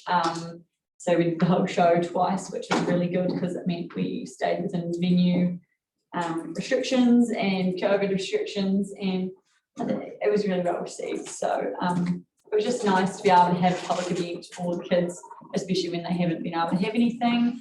We have sadly, however, had to, I'm going to say postpone. We've used the word postpone because we're hopeful it'll be able to happen at some stage in the new year, but we had to postpone the colour run again. It's considered a sporting event, and sporting events have a limit of 100 people, and even though it's outside, so that couldn't happen. That was meant to happen on Sunday, so we've still got all the paint, which is a huge dent in our budget. It's almost $5,000, yeah, for the paint powder. So yeah, the Youth Council's budget isn't looking too great. Hopefully we can recoup some of those costs when we do run that colour run early in the new year.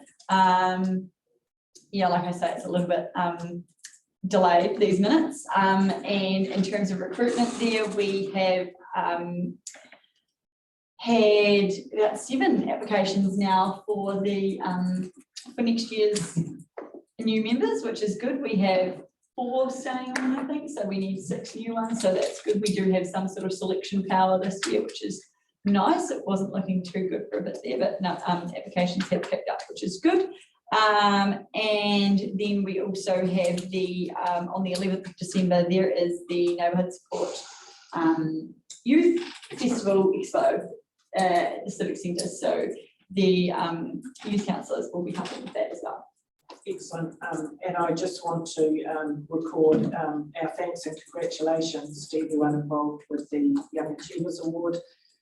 Totally agree. It was really important that we still try and keep our community connected through celebrations and events. And so well done to everybody involved in that one. It was a great success and appreciated by all of our schools. So well done on that one. I'm assuming when we win, if we go to the traffic light system, that will allow us to have the colour run being an outdoor event. We need to slow down because we need some youth councillors to be able to run that. So we won't be able to organise anything till at least the February meeting to then be able to organise something. So it will be realistically April by the time we can actually get a crew together and get something sorted. Yeah, realistically. Great. That's good. And you know, there's and always just speak out if you need extra help, extra manpower, etc. I'm sure Ben's been great on promoting our recruitment drive on council Facebook page. So that's been yeah, very helpful. Thank you. Right, Ahomina Valley. Phil, there's a couple of sets of minutes there. Yes, thank you, Your Worship. I'm just looking at those, seeing that they're August, they're still relatively old. Probably a couple of points to come out of there is that the County Fair has completed the work on their new toilet bathroom, which looks fantastic. and was great for the downhill walk the other day. So they're moving head and leaps and bounds really. We're still waiting for the ramp to be built into the library, but that's all good. And I see a comment down there just around the village road marking. John, if we could just pick up on that giveaway line between Finnish Road and the Ponga Valley Road, if that is being done or scheduled to be done, if we could just check that. Other than that, all good in the Ponga. Excellent, thank you. Welcome, Councillor Campbell. In those minutes. Right, it's Ponga again.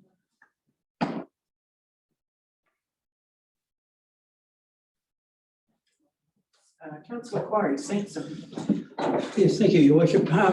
There's a gentleman in Sanson who, Mr. Brian Nelson, who is, he was in fact on TV, I think, producing free Wi-Fi for the residents of Sanson, and there was a small charge, I think it was $100 to do specific areas, and it was going to be about 500, and the Sanson Community Committee fully supported that and have agreed to fund it. So those, excuse me, in Sanson that haven't had Wi-Fi and wish to have it will have the opportunity to get that. So that was really good news. There are a few issues in Sanson in regard to the traffic survey to be taken from Cemetery Road in regard to the traffic that was trying to bypass the main corner coming through into State Highway 1, State Highway 3. And they just wanted to know how the report was going in regard to that. Could I pass that over to the transport? Thank you. That's something, John, your team no doubt working on. They've done the survey work. It's just waiting for the results to come out. The traffic up on. Yes. Yes. Yes. It was about the heavy trucks using the back roads to avoid the intersection. Talk to. Thank you. Thank you. Tangi Moana, Councillor Short's not here, although I see Councillor Quarry, you were at that meeting. Yes, no, things are carrying on. There was concern about the warrant of fitness charge for the hall. But no, things were boxing on. There were other issues that they mentioned in regard to the drainage. How water wasn't flowing uphill as designed, and also there was no air breather on the septic tank between the hall and the fire station. Yeah, so those are the two issues they wish to look into in regard to that. Okay, so I'm assuming that that's been passed on to our operation team to have a look at. Thank you, Councillor Casey. Yeah, nothing really to report, Your Worship, other than the fact that we did our community committee plan last night. So came out, it's really good. So the community committee have identified 5 issues to work on. So which is really good. Funny enough, it centers around cycleway, safety, environment, a couple more in there. So it's good. Good night. Yeah, I agree. It was a good night, and it was a good turnout from the local community who were really engaged in getting a plan together. So that was great. Councillor Humphrey, Nothing to add. The community are vibrant and active and go from strength to strength. Excellent. So that being the case, on page 87, we have recommendation, but before I ask for that, any questions or comments in relation to those minutes that we've received? We're obviously a bit behind with getting our minutes from some of our other communities. Councillor Quarry. Thank you. The meeting we had in Bioplant last night, the table that I sat with, their first point of comment was the wastewater from Palmerston.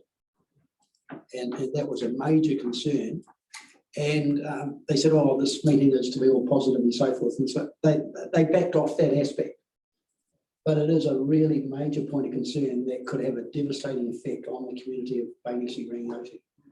And, you know, it's that big access hanging over their head. And they're deeply concerned as to what could possibly happen down there. Thank you. Is that something that could be brought into our joint strategic planning meeting agenda? I don't know if it could. It's it's an issue that's going to affect us dramatically, or affect them. And the support that we could offer them in the future is the real point. And that support, I don't know, if the city decides to go ahead and take the land, there's not a hell of a lot we can do about it. But there's a lot of difference between people, farmers in particular, who have lived and worked the area for 100 years and know the soil conditions and would have a fair understanding as to the capability and the capacity of the soil. If you get people coming in saying, oh, we can do this and do that, and others say, well, no, hang on, take a deep breath, that's not the way it's going to work. And when the sand gets full of water, it just turns into an absolute swamp. Just while we're on that topic, I'm wondering from the chain or pages of here, team, whether we've had any update, because I did read some information that came through from the city that with further work that they had done, their preferred model was looking at a joint to the river discharge and to land, and the capacity for land area they believed they would be able to manage within their own boundaries going towards Opiki. But do you have anything for that? I think it was like 750 hectares, wasn't it? Yes. I think the interesting thing about that, you should got made is that they might be able, they may well think that they've got a land area that might suit their purpose within the city boundary. Whether or not they've got the soil types that will actually achieve what they want to achieve is an entirely different question. Yeah, absolutely. So, it is something we can ask the city for an update on, because as you say, it potentially has big impact for that community. Councillor Casey. I just want to acknowledge Councillor Corey's concerns. I'm glad you did bring it up, but we're still a better part of probably 3 to 5 years away before. Before that, it's also going to go environmental court as well. So I think that case is just keeping our community informed as best as we can, really, and help allay any fears. Yeah, it's a tricky one. I don't think it would be perhaps a conversation I could have with it, but I don't think there'd be anything wrong with our council passing on the concerns of our community and feeding it into the process so that we can make sure that considerations that they are looking at can be communicated through us, so we can then go to the community and say this is a lack of information is what will drive some of the issues for us rather than getting that information out. Thank you. I made a note of that. We'll follow that up. Thank you. On page 87, we have a recommendation. Second, Councillor Nash. So I move that the council receive the minutes of the community committees and the Manawatu Youth Council meetings. Thank you. Second, please. Councillor G. Taylor. Put the motion. All those in favour, please say aye. Aye. Against? That motion is carried. Thank you. Right, so we move to the consideration of our latest item. Excuse me, Your Worship, I think we could do the annual. Oh, yes, we can go back to, sorry, we missed that one. Now, welcome, Paul. Good morning. So we're on page 80.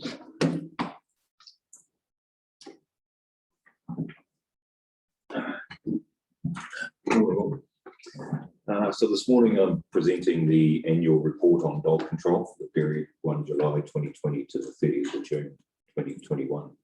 So it's a requirement under section 10A of the Dog Control Act that we report each year, and I'm sure many of you have seen these reports come through in the past. The report contains stats around what has been done in relation to dog control in the area. It also outlines the registration fees and numbers of prosecution of registrations, numbers of dogs, and various other stats along there. I'm assuming that everyone's had a chance to read it, but if anyone has any questions, welcome.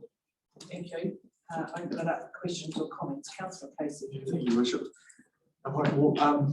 No hearings for dangerous or menacing dogs. Very surprised this trimester so far. There were a couple of hearings organised and then were withdrawn by the applicants for reason, one decided to have his dog put down, another moved out of the district with the application. So the couple of hearings that were organised did not proceed. Yeah, probably the reputation hearings committee.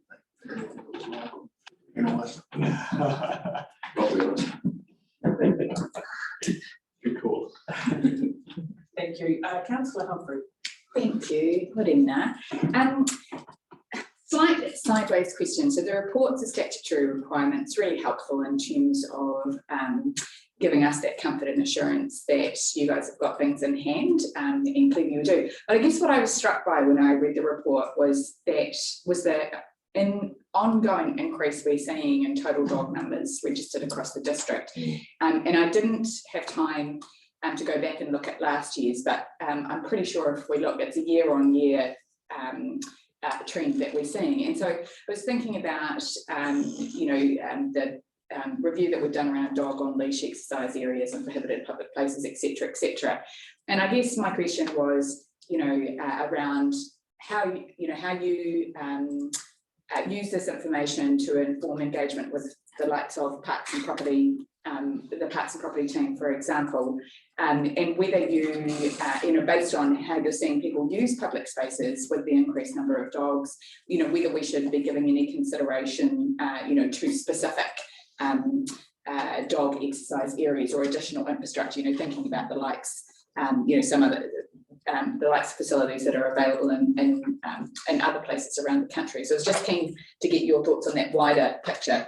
We certainly have feedback in relation to dog numbers and the likes, and you'll recall recently where the CPD was opened up for people to be able to walk dogs in, and the dog control areas as well for walking and off-lead areas and the like. So we certainly do feedback into those numbers, and we're well aware that the numbers are seeming to be increasing, and I'm not entirely sure off the top of my head what the reason for that is, but it does seem to be something that is taken into consideration. We certainly do feed that back to Parks and Property, and as we're reviewing bylaws and everything across the board to cater for the increase in numbers and the extra demand on walking areas and Thank you.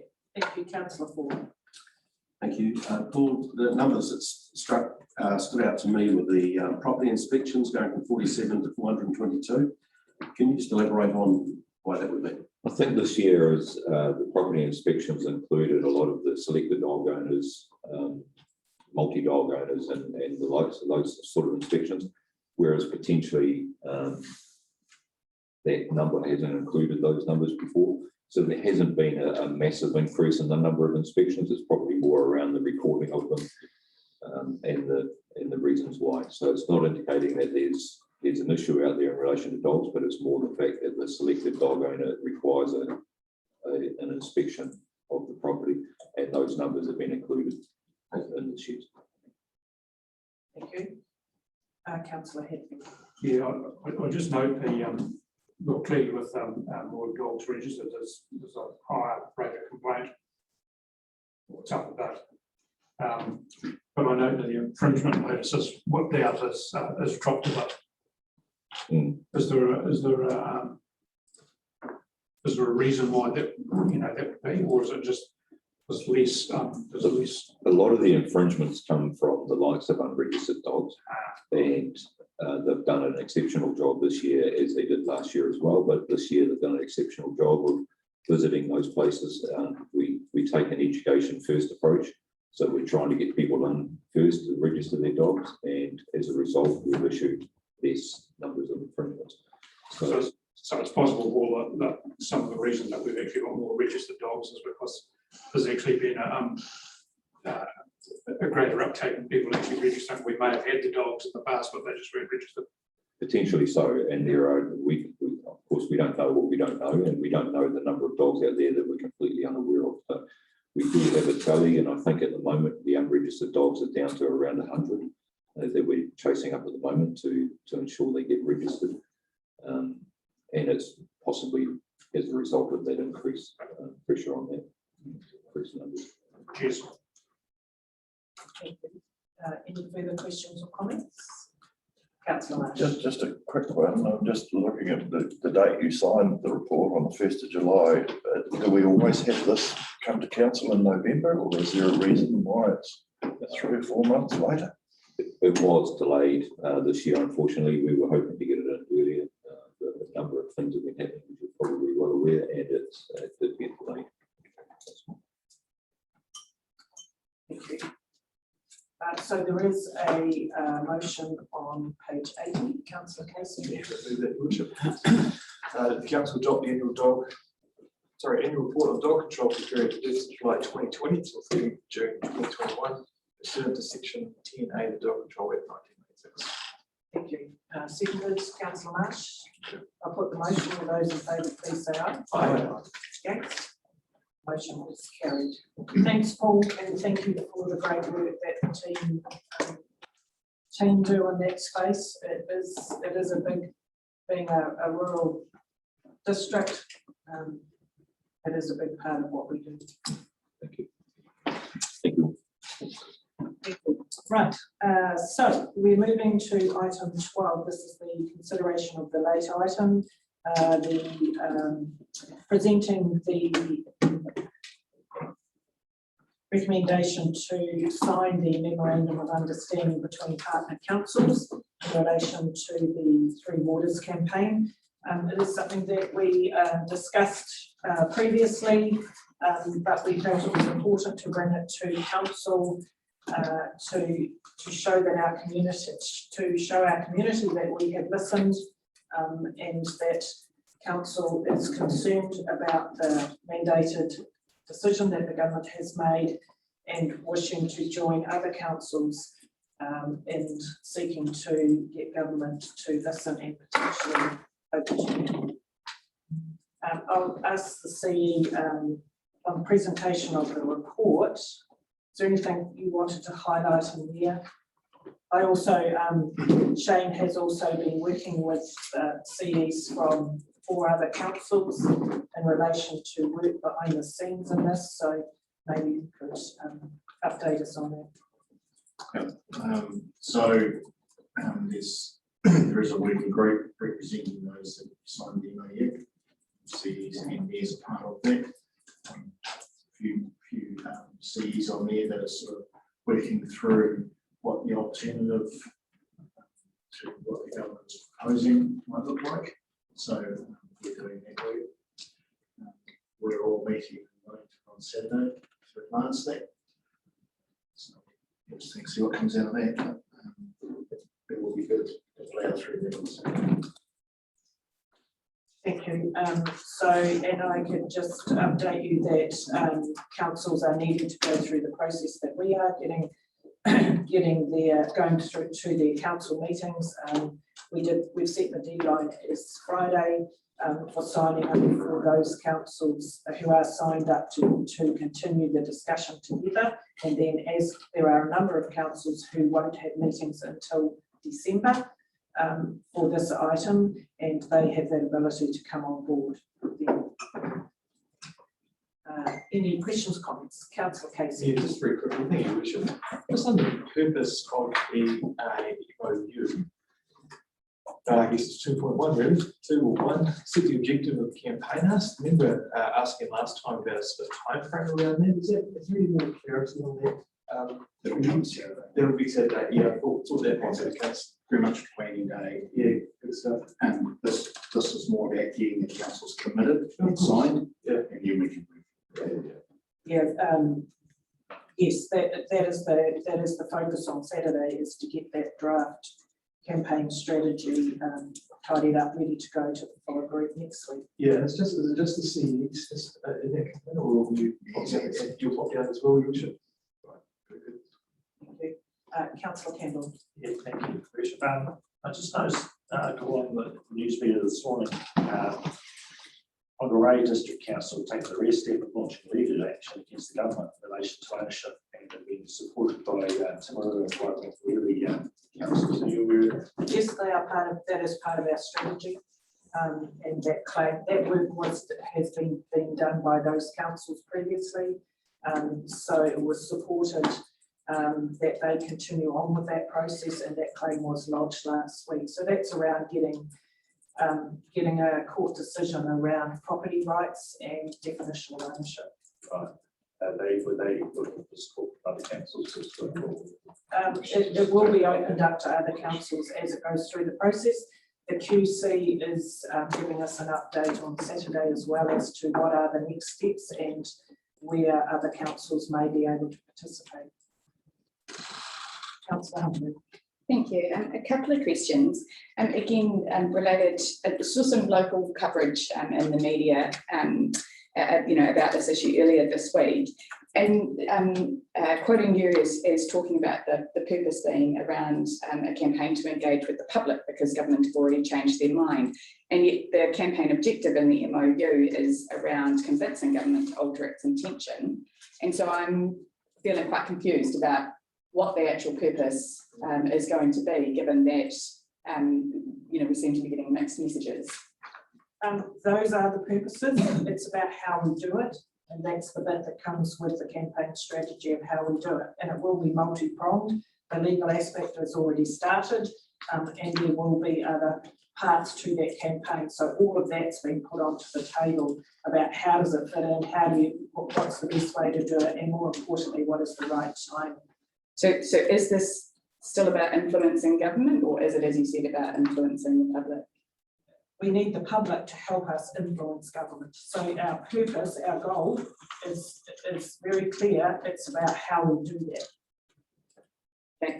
I also wanted to check, there's nothing in the MOU, it does talk about governance arrangements at a high level in terms of those that are appointed to the plenary group, but there's nothing that specifies what level of reporting or accountability will be coming back to us as a member council. Yeah, the terms of reference have been drafted, and that will be again looked at on Saturday and put to the participating councils to sign off, and that includes the reporting process. So at this stage, an oversight group has been formed, and they will report back to the participating councils, but the actual terms of reference and details is in draft format to be signed off. And will any of these documents have they had, or will they be subject to any legal review? And I note that there is a comment about this not being a legally binding document, but have we received any legal advice around the appropriateness of this? There was nothing in the report, on whether there are any risks that need to be managed, and or will that happen for subsequent documents that that we haven't seen in terms of the terms of reference, etc. Yes, this has been done in partnership with the QC and the legal team that some councils have previously been working with. And there was another comment. What was that one? In regards to the legal. So the important, we could have gone down the track of indemnifying each other, but the easiest way advice from the lawyers was to simply have it as a non-binding legal document, and then you can't take anything from it. There can't be any cross responsibility from council to council. So that was the easiest way, rather than write a myriad of offending causes. Thank you. My other question was around cost sharing arrangements. There's obviously a commitment to pledge based on council size. What I'm unclear about is what the total budget requirements are. That's all part of what we're doing on Saturday, is putting that whole budget. The budget will be defined by how many councils participate in this. And then also, so that will be the starting point of the amount of money that we have to start with, and then depending what comes out of the campaign strategy, what other avenues of revenue are there. And already that we've had phone calls and emails of businesses and individuals across the country who are saying, give me a bank account. But potentially we're looking at, if you only get your plenary six, your six partner councils on board, and that's a national budget of $120,000. I guess the question I have around that is, in the feedback that we had, is there a commitment that our money is going to be around the local campaign aspect of that? I heard very strongly from colleagues, when government was engaging, that in fact, we're here to represent our local community. And I do have some concerns about resources and time and energy being directed, to the benefit of everyone around the country, when we've heard, very clearly that we're here to represent the Manawatu district's interests. There seems to be some really conflicting messages. As at last night, we have 16 councils signed up, and we know there's at least another 8 who are waiting for their council sign off. So, if I may, that doesn't really answer Councillor Humphrey's question around how are we actually going to push this thing for our Manawatu ratepayers. If you've got 16 councils out there, all with different quality, for choice of a better word, of their infrastructure, how are we actually going to push our case for the Manawatu District Council ratepayers? Maybe, well, I'll ask, Michael can probably explain that better. He's been part of some of the detail to this. So why this is all happening is because we don't believe we have been represented by local government New Zealand. So our council, along with many member councils, are opposed to the government's model of proposed reform. And so on behalf of our Manawatu district community and the other councils on behalf of their communities, are wanting to have a campaign that actually opposes this four entity model. Now, other councils are, I guess, the government working group are working with perhaps amending the government's proposed model and trying to improve things like governance, accountability, etc. Our group is saying, no, we're actually opposed totally. And so on behalf of our community, it's just, if we're acting on our own, we'll get nowhere with trying to change the government's mind. And the only way we can ever change the government's mind is to actually win the hearts and minds of New Zealanders. And so that's why it has to be, that's why the comment was made about we're aiming at the community, because if we can win that, then the government will take notice and may consider backing down on this model. So by opposing this model, we're representing the interests of the Manawatu district community. Yeah, if I may, it's a joint action, which is where I'm coming from, and the likes of Councillor Ford at every public meeting that we stood at and criticised LGNZ for going as a unified voice, and his comments were that he stands for the Manawatu ratepayers individually and that he should be pushing their case. Whereas it seems to me that with this memorandum of understanding, we are now stepping into the lines of just forming another group, admittedly different to LGNZ, but again of councils with so many different aspects that they will be arguing the case on. And again, as I said when the topic first came up, it's setting a precedent. And for me to read the document around the basis of participation, and yet in the MOU it just states that the $15,000 which was committed to, and just a question at the end of that is, have we actually paid that? But there's going to be ongoing costs. We have no budget for this. Where is this money coming from? And is it the best vehicle for us to move forward with that? And is it against the government, or is it now against the transitional unit that we should be fighting for? Where is our voice going to actually sit? This is all part of the campaign strategy, and as Michael has said, we are representing the voice of our council along with the other councils whose communities' voices are being represented. And as Michael said, to do it on our own, we are much more chance of being successful as a united group whose common purpose is to oppose the government's preferred model. Councillor Casey. I'm going to go after Councillor Hatfield. Councillor Hatfield. Thank you, Councillor Casey. No problem. Look, Your Worship, facts of the matter are, as our community have emphatically told us, they do not support the government's model. And to be fair, really, if you look at the basis and the manner in which government entered into to these reforms on the basis that there was an opt-out option, the government have really taken what I call a GAD approach, and that's decide, advise, and then defend like buggery, because that's actually what they've done. They've made a decision before any consultation takes place. Well, that's important. Our community expect us to actually front up and do something. So what we're actually doing here on behalf of our ratepayers is actually we are really opposing the model of the reforms.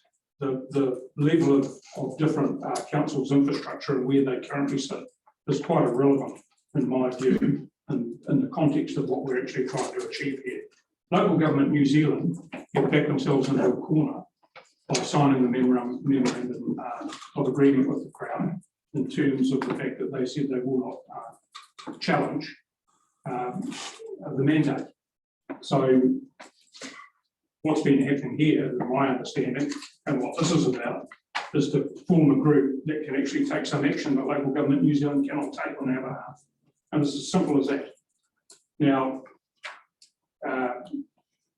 my view is that the 300 odd million or $250 million worth of assets that we've got, if we want to give those away for 65 million and then have no ownership rights, well, spending 15 grand is actually, I think I might have said before, petty cash, might be the wrong term to use.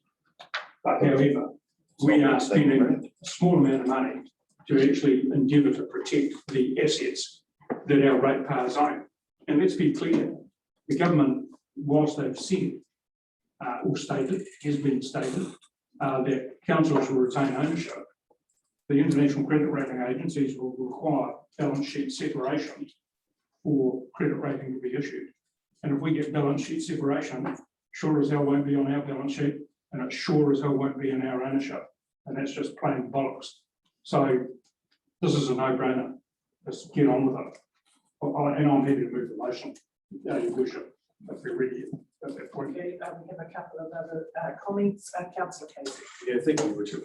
Look, I know that you've said there's 16 who have signed up, possibly another 8 coming on board, so let's say there is 24. I just want to just comment that it is only just over a third of territorial authorities. So I just want to put that there. The other question I have is that, let's say there's 24, you've got 24 on board. Is that a mixture of the proposed entity members, so A, B, C, and D, so a good spread? Do any of those include the major players, and I call that Auckland, Wellington, Christchurch? Whangarei is city, they're on board. Christchurch is very keen, but they haven't had their council meeting yet. Understood. Yeah. And Wellington, we've also had a discussion with them. And Auckland, obviously, they're not the kind of. Auckland totally support what we're doing. We've had an email from Phil. Yep. Support what we're doing. Phil is on the working party with the government, and they're choosing to use those channels. Well, just probably my only recommendation for you, Your Worship, for consideration is probably when it comes to any further discussions around that, probably a greater depth of briefing with all the deepest respects, Your Worship, because there's very good questions raised. That probably could have been in the earlier in the brief. So just really some constructive feedback. What and specifically what? With all the questions that have been raised.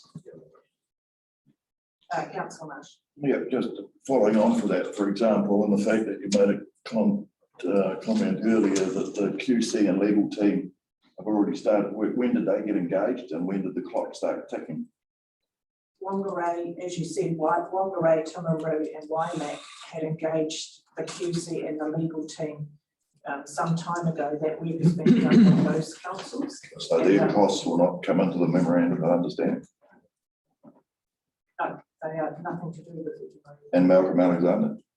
Malcolm Alexander is, the idea is that we're looking at a draft terms of engagement with Malcolm as the person to help us pull this all together.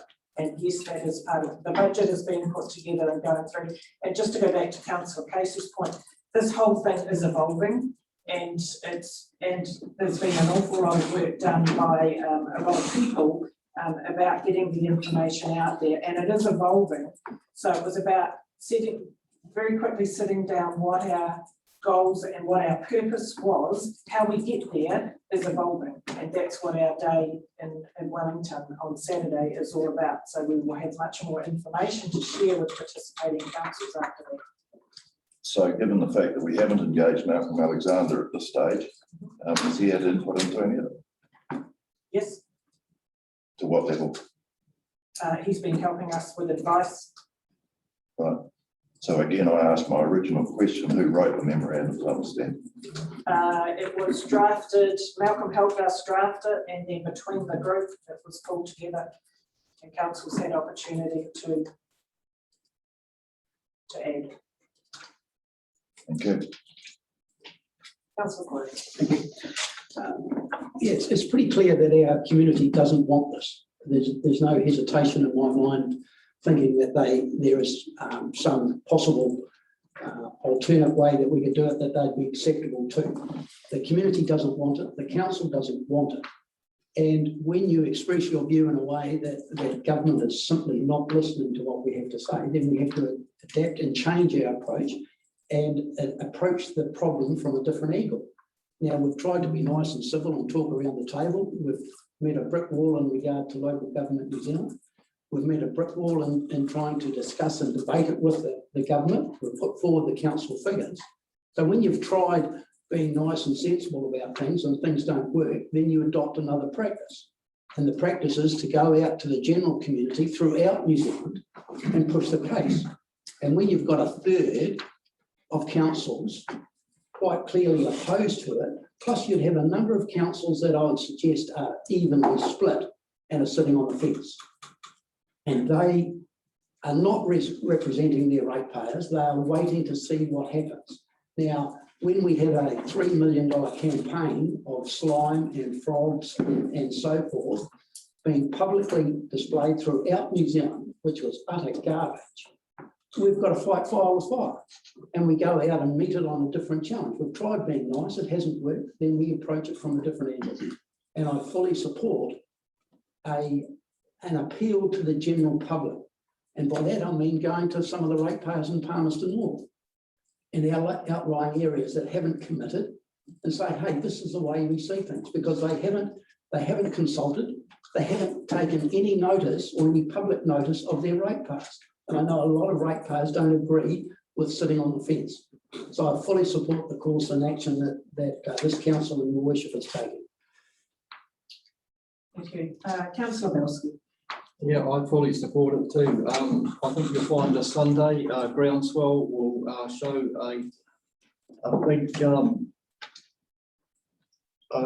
big demonstration against the policies. I want to thank our Mayor for her article in the Farmers Weekly, feedback from all around the country that I've received, congratulating her on her straight upness and the reporter for reporting it. So there's a lot of, every ratepayer I've talked to are all for this that I've talked to. In fact, talked to a little group and they all clapped. But there were some Palmerston North ratepayers there, and they were very disappointed at their management of their council by not consulting them on their thoughts on it. So it's a huge mandate to come and mandate and just take over our assets. And I agree with Councillor Hadfield on only getting 15 million for 250 million is just straight out robbery. And the last thing we want to do is be rolled over. So I think you got full support on Sunday. I think the whole thing is we're definitely on the right way. Thanks. Thank you. Councillor Humphrey. Thank you. Look,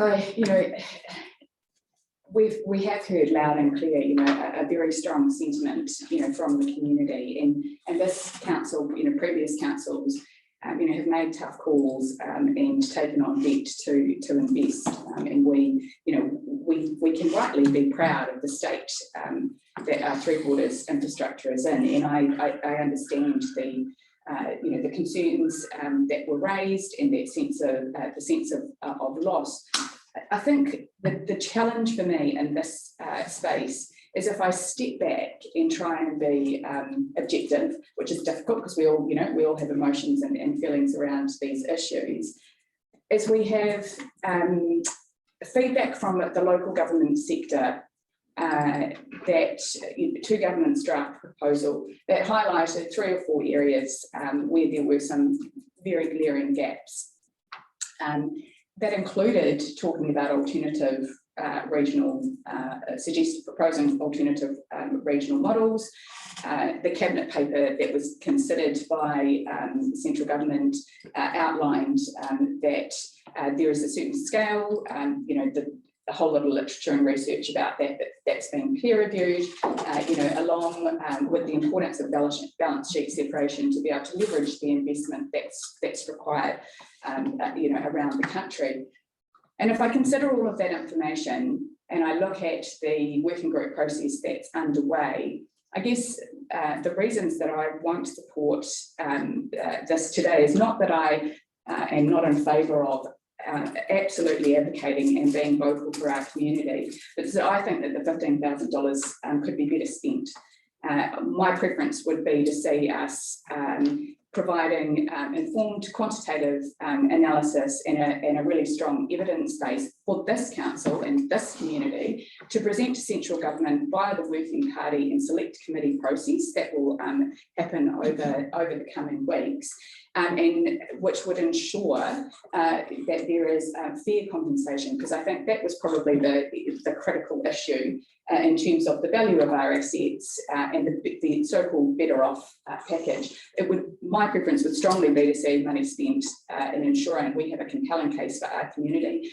If I step back and I look at things, the reality is we're dealing with a majority government who have sent some very clear signals. And while I'm totally in support of supporting our community to share and express their viewpoints, my priority is about getting the best deal for them. Councillor Ford.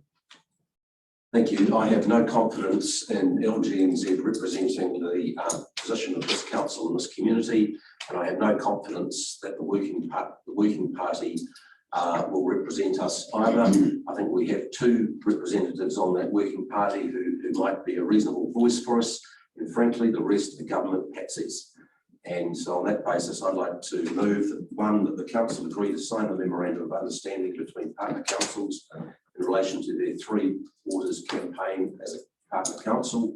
2, that the council delegate authority to the worship the mayor and the chief executive to sign the memorandum of understanding between partner councils on behalf of the Manawatu District Council. And 3, that the council note that as a partner council, the Manawatu District Council agrees to pay into the campaign fund $15,000 as a provincial sector council. This would be funded from reserves. Thank you. Have a seconder, Councillor Henfield. Thank you. Can we have a discussion on that? Thank you. Within that motion, there is no comment around further payments. Correct. Then I would be abstaining from the voting. Councillor Corey. Thank you, Worship. I'd make the suggestion that any further payment comes out of the LN's Local Government New Zealand Fund that we pay them, whether it be this year or next year. And when you have a customer who is dissatisfied with the service he gets from a supplier, the cheque gets reduced in the amount required. So there's no problems with additional money. Excuse me, Your Worship, we'd had that vote at our previous council meeting around LGNZ, and we voted not to pull rank. Actually, it's almost a point of order, Your Worship, because at the end of the day, the motion that was actually quite clear. Excellent. And I'm not quite sure why we're discussing extra payments when the motion actually is just saying that we're agreeing to pay $15,000. If I may, the extra payments were included in the document prepared. Like we've said, at this stage, there is no proposal for additional payments. And then why is it included under our basis of participation? Cost obligations for a suspended partner council will cease from the date of suspension by previously incurred cost obligations. That to me tells me that there's more cost obligations to come over and above our 15,000. Like I said, the budget and the campaign strategy are yet to be informed. That's why I'm abstaining from voting. Thank you.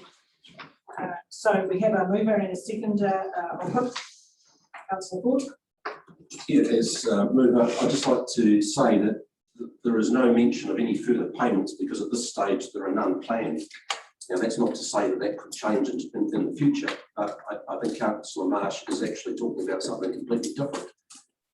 So I think he misunderstands what is written there. If you could just point us to the clause. Page 2 of your work document. Basis of participation. And again, I spoke around the nature in which this has come forward, and it sets a precedent. And I look at our general manager of roading sitting there. If he presented us with a scenario around roading and then said, now that's the cost I've got at the moment, and we'll just let that roll, I'm sure we would get a different reaction around the table to his comments there. If I could just ask for further clarification, Councillor Marsh, where are you reading this? I can't find it. Point number 5, basis of participation, the memorandum of understanding.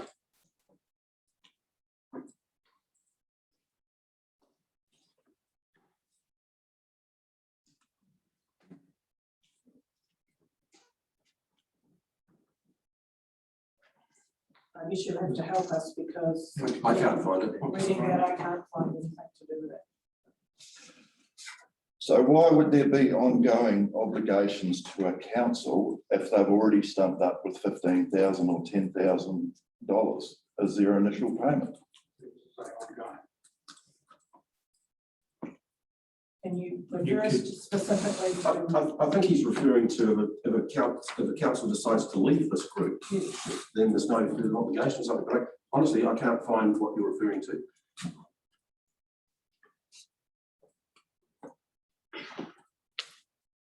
So that whole basis of participation that is around councils that are pulling out. Can you refer us? No, that's a simple question. Well, it's actually on page 2 of the document. Of the MOU. Of the MOU.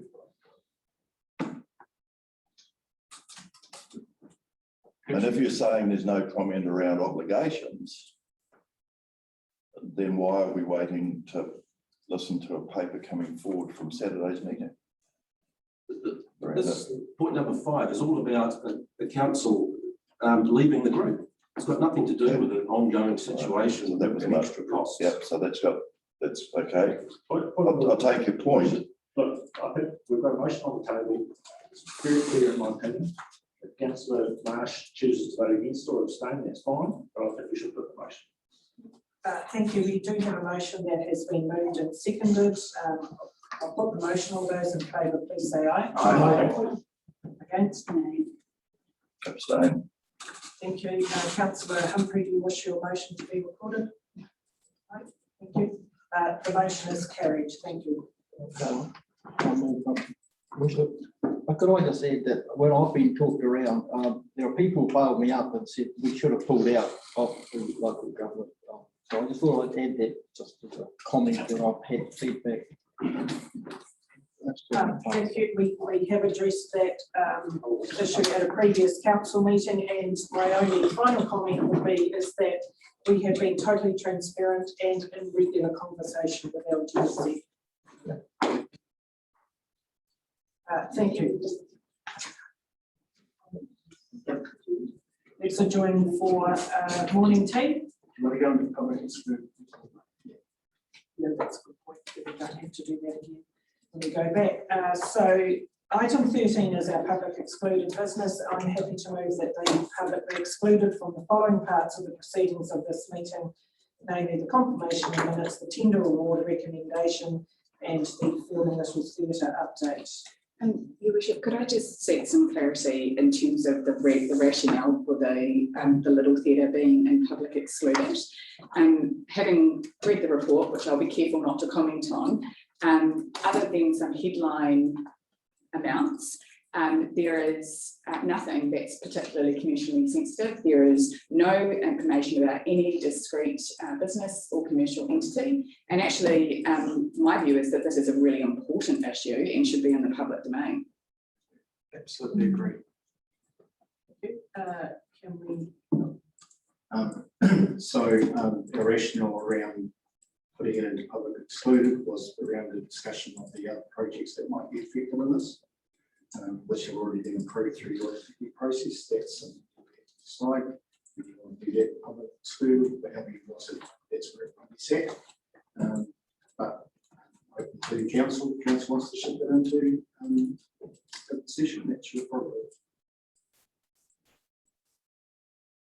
That's certainly my view, is that it should be moved, and I'm not quite sure about whether that requires a motion of itself, given that it's sitting in the public excluded agenda. But actually, if there are trade-off decisions to be made and impacts on other projects, then I think that's important that our communities allude to and part of that discussion.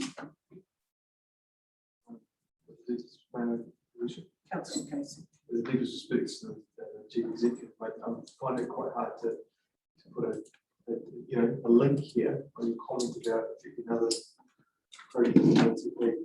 Can I say that?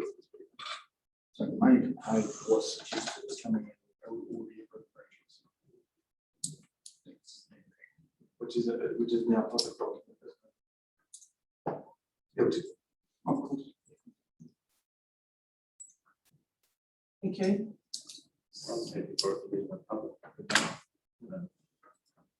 Thank you. So Ali, we need a motion to do that.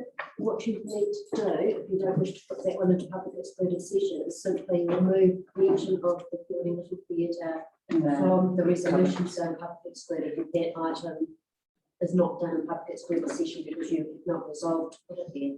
So if I may, you've already put the motion, may I put an amendment to remove the Fielding Little Theatre from that motion? There's been no second.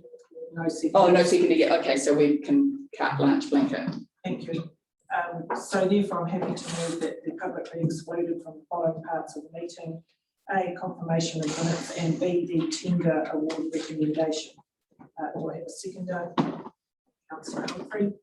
I'll put the motion. All those in favour, please say aye. Aye. Against? That motion is carried. So that moves us into public excluded, but then we also we need to deal with the Building Little Theatre topic, which is still an open session. We could take that one now, or we could pause the meeting and have a break and come back to that, and then I could put the report into the open session on the website. I think that's effectively moved into public excluded through that resolution. So we will have to go into to deal with that, and then come back into the open session to deal with the I'll need to pause the recording at this stage, and then we can come back to it after that, and I'll just have to ask Sinead to leave the duration of the public excluded. Thank you. Proceedings. Thank you. So we will adjourn our meeting for a morning tea break.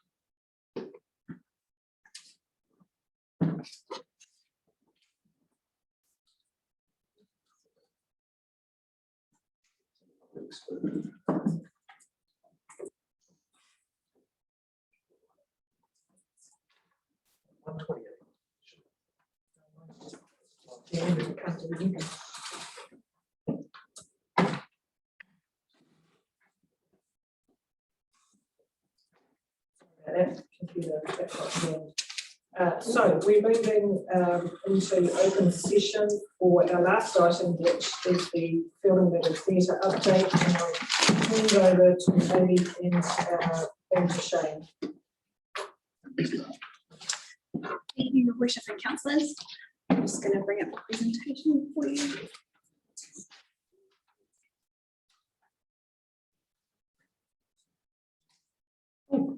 Councillors, just before we get into the presentation, been fairly an ongoing issue over the years with Little Theatre, with a number of budgets and exercises carried out to assess its condition and the like. We have got to where we are today because of dangerous building notice that's been put on the building due to some significant structural failure in the building. So it's essentially, we'll run through the presentation, but we just need to bear in mind that it is that dangerous building notice that is driving our thinking at the moment, because that gives us two options, and these are the two options that we're going to present today. So if I can just really ask you to sort of focus on that, because pretty much whether we the things that might have been considered in the past now fit into these two categories. So, right. Thank you. So to start, we'll go through a background.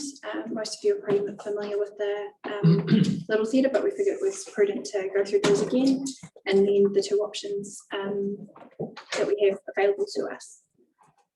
So we currently have a deed of lease with the Fielding Little Theatre Players that's due to expire in 2038. It was classified as a dangerous building in May of 2021. Thank you. And there was funding in the long-term plan for 2018 to 2028 for 154,000. This was removed last financial year as that project was squashed. So this is the Little Theatre, and the highlighted yellow areas that you see are the two major areas that need work, and these photos here are the reason why.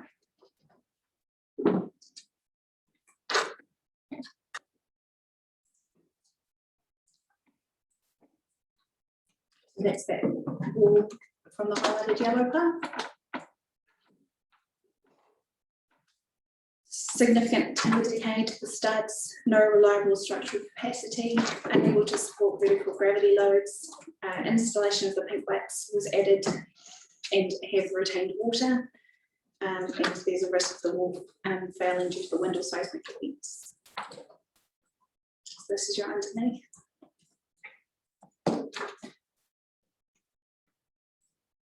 Nine sinkhole depressions and voids from varying proportions, 3 sinkholes around the piles, and 1 pile is showing subsidence at an angle. Excessive moisture entering the area over a significant period of time. Both black and white mold is prevalent, and the sinkhole-like depression raises concerns about the low bearing capacity of the soil. So just a note, all of these slides are exactly what were presented back in June. So none of these are new. The basement under the stage formed in an ad hoc fashion. The 1951 drawings don't show the basement. The basement's been further excavated down to beneath the subfloor. Unreinforced concrete floor slab, no damp proof or membrane, and the concrete floor has numerous cracks and evidence of moisture.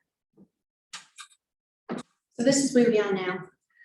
Due to the notice that we have, the dangerous notice building, it's been advised that we have two options, and we must submit a building consent by the 30th of March to meet the conditions of that dangerous building notice. Those two options are to reinstate structural members or demolish. So this option we have here is to reinstate structural members.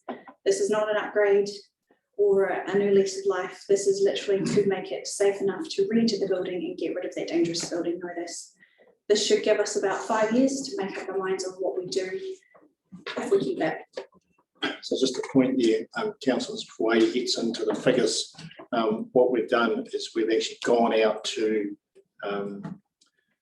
construction firms, and in terms of the figures, these are quotes. These are not consultants' figures. These are actual quotes that we have had from construction firms for this work, and we have actually had quotes from Central Demolition for the demolition work. So these are figures that have been quoted to us, not estimates. Not estimates. Maybe can you explain why it will only buy us 5 years of life? So there's still underlying issues with the building that need to be addressed, like your pink bats issue. You've got to make sure all the rest of the building doesn't end up leaking further. This is literally going to fix that wall and the partition, so the highlighted yellow bit at the beginning. The water issue could be a number of things. The fix with this issue is going to solve it for now, to give us an opportunity to find out whether there's a leak somewhere, whether it's stormwater. Yeah. That's the biggest issue, is there is a problem with water getting in and under the building. And that's evidenced by the sinkholes and also the way the piles have been eroded around. We've done previous prior rectification work there previously, but again, it's just buying time. Excuse me. We don't really know what that water is.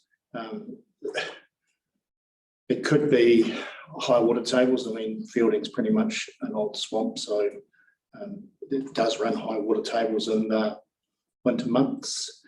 There is no stormwater infrastructure in the streets around the Little Theatre, a little bit in Ferguson Street, and then the rest of the stormwater from the road sums goes back out to Combolton Road. I asked the infrastructure team how much it would cost to put a stormwater line down past there. It's about 800 to $1 million. So all that means is there's really nowhere for stormwater to be piped to other than to curved channels. There's also a large car park next door, and we suspect a lot of surface water is running off that, getting down and under the foundation. Part of this price includes an interceptor drain to stop that, but we can't guarantee it will stop that water issue under the floor. There's been no significant investigation on that water and where it's coming from undertaken. Just the evidence of the submersible in the basement sort of tends to suggest it's been a problem for some time now, because it's not a new thing. But someone's put that in there because they were getting water in the basement. So this really just these prices for the best of our, and it is a bit of a guesstimate because a lot of that investigative work hasn't been done. It's probably a 5 or 6 year span before we really are faced with making a decision on the long-term aspects of the Little Theatre. And you can say, why is that coming to us as a proposal now? 2 reasons. One, we have not done any spatial planning or any planning around a Little Theatre being there or anywhere else. The second and probably compelling reason is we won't have any money to do with it anyway until years 5 or 6, 7 probably of the LTP. Our debt cap and money we have available to spend on unbudgeted, such as this, if we were to rebuild, is not there. Simply isn't there. So what we are doing here really is just buying ourselves time until we're in a position to really assess whether it's rebuilt. Really, it's probably going to come to that, my view, is down the track. It's probably looking at a significant rebuild or a new build. So that's why you refer to buying us time, but it also allows the building to be used. That's right. Yep. By the community. Yeah. So that's why we've looked at, if you're going to repair it, you've got to repair it for a period of time. So you just can't repair it so that this time next year that we're in a position of having to put more money into it. So we think that, and that contractor thinks this will get it at least down the track. It might be a bit longer. Don't know. Can I just Councillor Belsky. The roof used to leak, and I know they got internal leakage from there. Has that all been fixed? That was done in 2019, I believe. It was a few years ago, but I just wondered, is the roof in good condition? The roof appears fine. Oh, yeah. Thank you. Councillor Marsh. Just wondering, has been any cost done on if we were to replace the building with a new building? Just ballpark? I would imagine we're probably talking 3, 5. 3 to 5, 3 to 5. depending on what you want in the building. That building costs going at 10 to 12% every year, and something that we probably should consider within this scenario. I know your comment around and budgeted expenditure. Oh, we haven't got 3 to 5%. No. So pretty much. Not in the next few years anyway. And you did say that the 275 is a firm costing. That's from an actual quote, yes. Councillor Casey. Yeah, thank you, Worship. Probably through you, Shane, and Amy, if I may. Consideration for the little theatre being integrated into the library. Golden opportunity to bring a couple of elements together. And we've had this conversation, and it was one where really the library project got stalled because we were going to do something with the little theatre, we were going to do something with the civic complex, we were going to do something with this, and the conversations were becoming circular, and there'd been no thought around spatial planning around what do we actually want with that whole maybe precinct, if you call it that. So how does it work with the CBD revitalisation? Is the little theatre still the right position, or where a little theatre needs to be? What's going to happen with the civic centre? I mean, so the view we took was the library project needed to push on, because if we keep having these, another 2 years down the track, the library project is probably untenable. Yeah, Worship, this is something, if I may. Sorry, Shane, I feel like we're clashing heads a little bit today, and I must, but I've got to persist with this line of length here. We have dropped the ball, and I'm part of that for the last probably now 3 terms that I've been on council around the little theatre. We just can't keep on doing what we're doing here. We need to make a really brave decision here. And we've got, as I said, an opportunity here to bring some elements together that are going to be fit for purpose. So you're talking about potentially relocating the little theatre to absolutely. Well, the library. Yeah, that's not what the dangerous building notice is asking us to do. It's asking us to repair it or pull it down. Yeah, that's the purpose of this. Understood. Now, if you repair it, you're going to buy about 5 or 6 years. If you don't pull it down, then we start getting into the discussion that you're. Understood. Understood. Yeah, So understood. what are we hearing is for 275k, we can repair the building, open it again to community use for potentially 5+ years while we make decisions about where we want to go as a community with community facilities. Correct. And I think, just to allay some concern, the way that the library design has been done, there is nothing to say that you can't add on to that design to incorporate future civic facilities.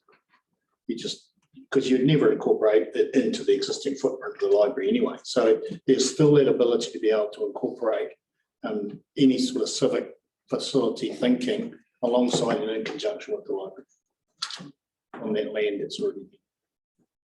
So I think we can still do that. Councillor Hadfield. Thank you, Worship. I note in here the proscenium walls getting a bit of a.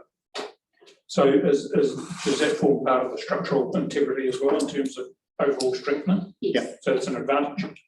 Yes. Brilliant. So I'll disagree with my colleague, Councillor Casey. I believe that the little theatre is actually being in the right place where it should be. I agree with your comments about the fact that it's, some of the work, obviously, I think the roof has been done, hasn't it? It's got a new roof. So what you do, let's not. In part. So that's okay. So we've invested some money in it. But then, as you say, 154 grand was dove shucked out of the budget for whatever reason.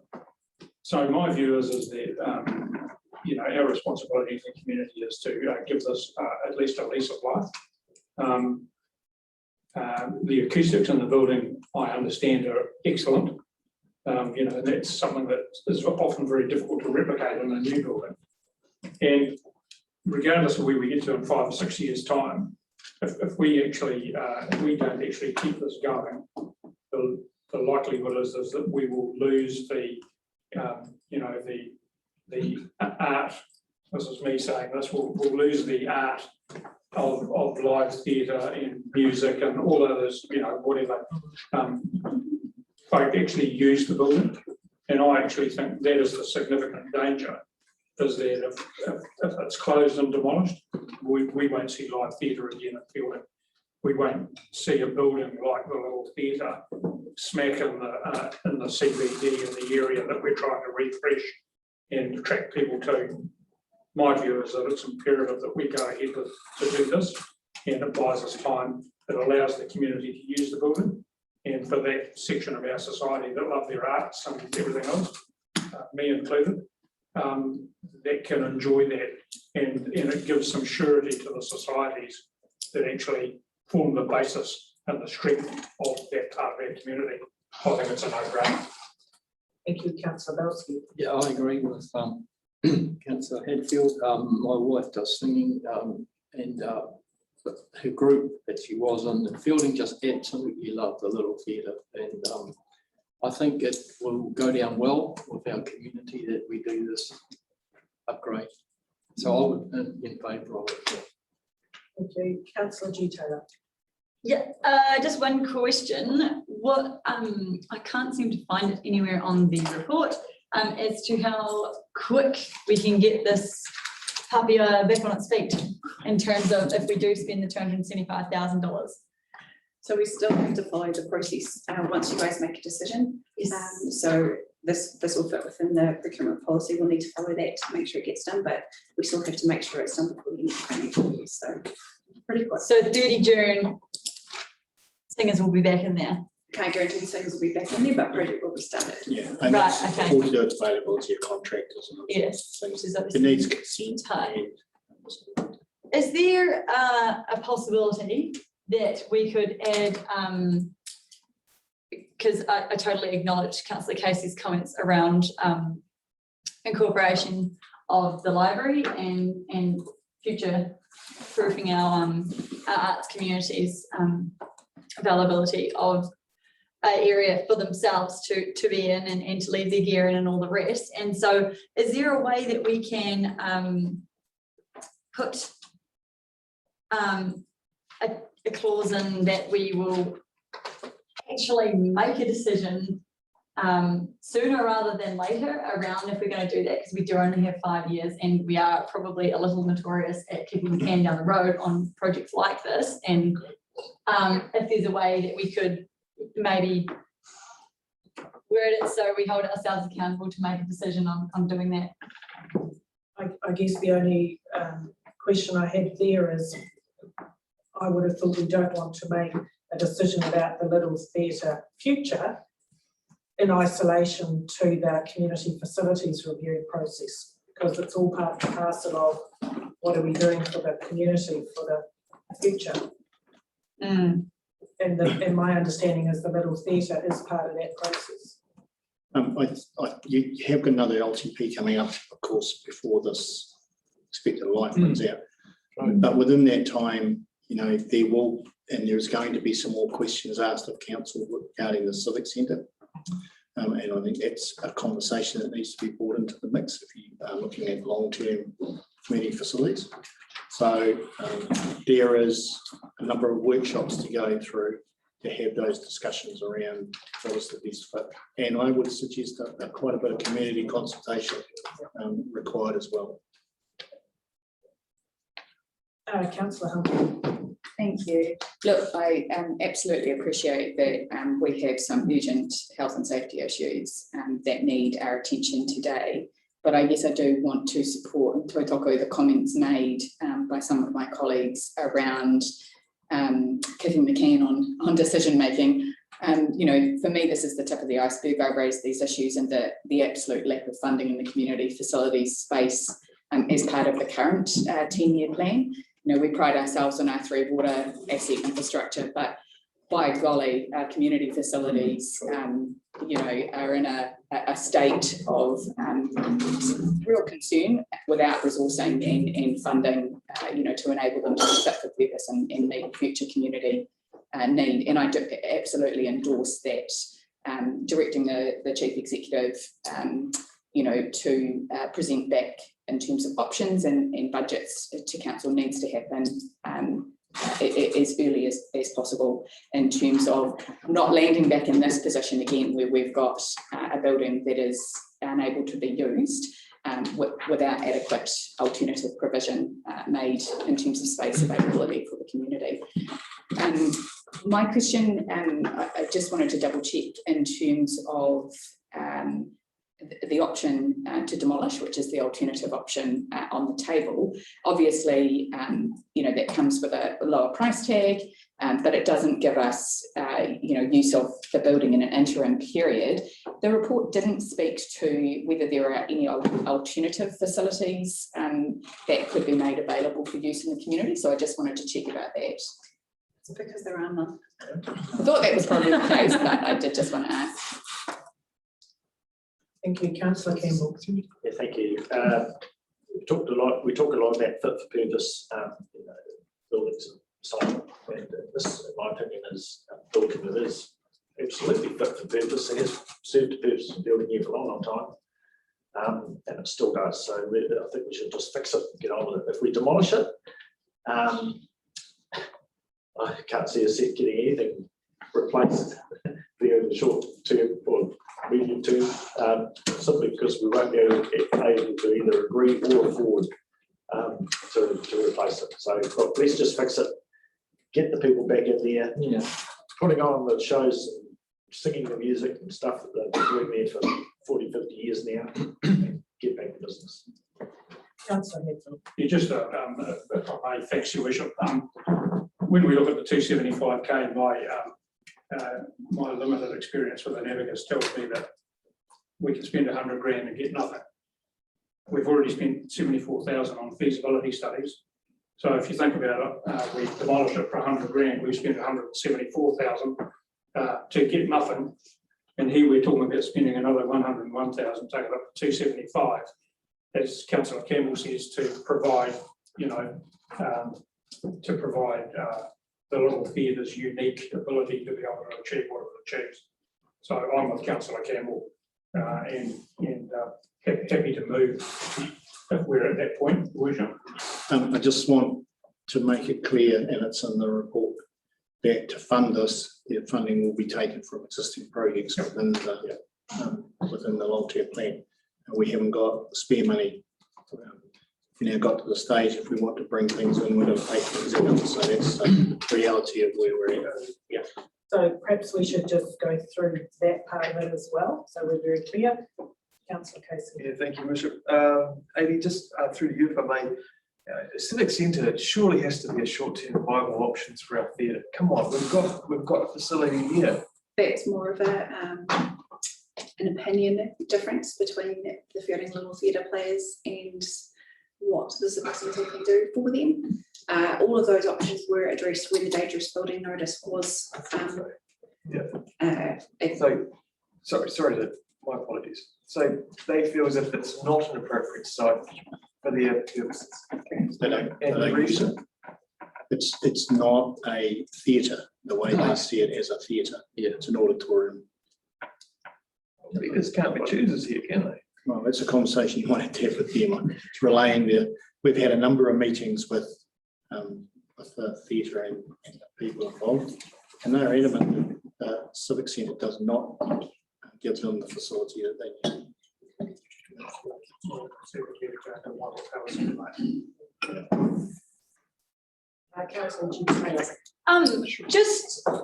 We brought it up possibly last council meeting actually, around where the money has gone for staff that we haven't hired. Is that not additional money that we may have floating somewhere? And if it's not floating, where is it?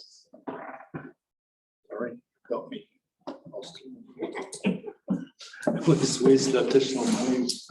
Well, we budgeted for staff and we've had vacancies, and we did talk about it last council meeting, but I either didn't understand it or it wasn't answered to be able to make me understand it better. I know some of them are contractors, but the likes of the youth coordinator, there's probably 20,000 that we've budgeted that has finished. I don't know where it's gone. Can that sort of money be put towards this? That money has been earmarked for other projects. Damn it. A council with no headroom. Councillor Corey. Thank you. A couple of questions and a comment. First of all, what's the area size of the building in square metres? To be honest, I couldn't tell you. About 465-ish. 465-ish. Okay, thank you. That would only be your, Apologies for speaking. that would only be your seating and stage, though, wouldn't it, Mike? That's the whole building. Right? That's the whole building. The whole building. Okay, the second, That's why it's boutique to a theatre environment. the second is, wouldn't depreciation pay for that upgrade? We don't fund depreciation on that building. It's depreciated through the accounts, but we don't fund depreciation. It's been impaired to value of zero. Yeah, it's been so old, it's been impaired to zero. Yeah, the question of identifying assets in the district in isolation concerns me greatly, and that we're taking, I can't see how we can avoid paying for this, but it concerns me that we look at things in isolation and not look at the whole structure of our district and have a sequential plan in which activities are conducted or assets are rebuilt at the correct time. We're firefighting, we're plugging one hole with another, and it's disappointing that we're not having an overall plan and we're working through a plan. That's what concerns me greatly. I guess my understanding is that that is the process we're doing through the community facilities review, which includes part of that, and that is to come up with a plan. What is the best way for the future? In the meantime, we've had an emergency, which has to be dealt with under the Dangerous Building Act. Yeah, but we were firefighting with a civic centre not so long ago. Could I just clarify, Your Worship, what you mean by undertaking a community facilities review? My understanding is we've adopted a community facility strategy. Yeah, and there is a process that we're following through that. We're still to make some decisions around facilities for the future. Sorry, didn't make myself clear. Councillor Marsh. Yeah, I'm happy you made the comment before we're going to talk about where the money's coming from. My question was around that. So I'll let it is in the report, but there may be questions. Okay, well, I'll bring that up then if that's the case, and the fact that what was the budget for the Victoria Street lights? Because I think there'll be quite a few people within the district that will start to object if we pull 10K away from there to fund the little theatre. So the reallocation for funds for this job comes from the entire Victoria Park lighting. So there is a budget of about 374,000 in that project, and we will need to reduce the scope of that project to release 275,000 to fix the little theatre. And my question is, why can't a lighting project be applied for under funding from Central Energy Trust? They fund those exact type of projects. For sure. We can certainly attempt to. One of the, I guess, pieces of feedback we've had from Central Energy Trust is we currently have an application for $400,000 for the library, and they're reluctant to keep adding to our portfolio. So we need to be careful what we apply for. Take all their money. You get penalised for being proactive in the community. I think we'll spread it around. Okay, so you have set out there where you see the funding coming from. Any further questions or comments on that, Councillor? Just one thing on the because we've clearly got two choices here. If we were to demolish $100,000, which budget does that come from? That's my next page. So next page. Yep. Cool. So the demolition cost, we have 3 projects at the moment. The Air Street Depot, Carnarvon and Clydesdale Halls. They are all demolition projects, and the total of that available funding is about 90,000. Nothing. So I did read that. Yep. Cheers. Okay. Well, Your Worship, I'm still happy to throw a motion on the table if that's useful. Find the page now. 129. Here we go. So yes, I'll be happy to move that the council agrees to repairing the building located at 21 Stafford Street, Fielding, known as the Fielding Little Theatre, at a cost of 275,000. That the council agrees that the remaining funds from the Victoria Park lighting project, confirmed in the long-term plan, be reallocated to the Fielding Little Theatre to cover the repair costs, and the council notes that the repairs are likely to last for a 4 to 5 year period at which time a more long-term decision will be required regarding fuel oil. Seconded for that motion. Councillor Campbell.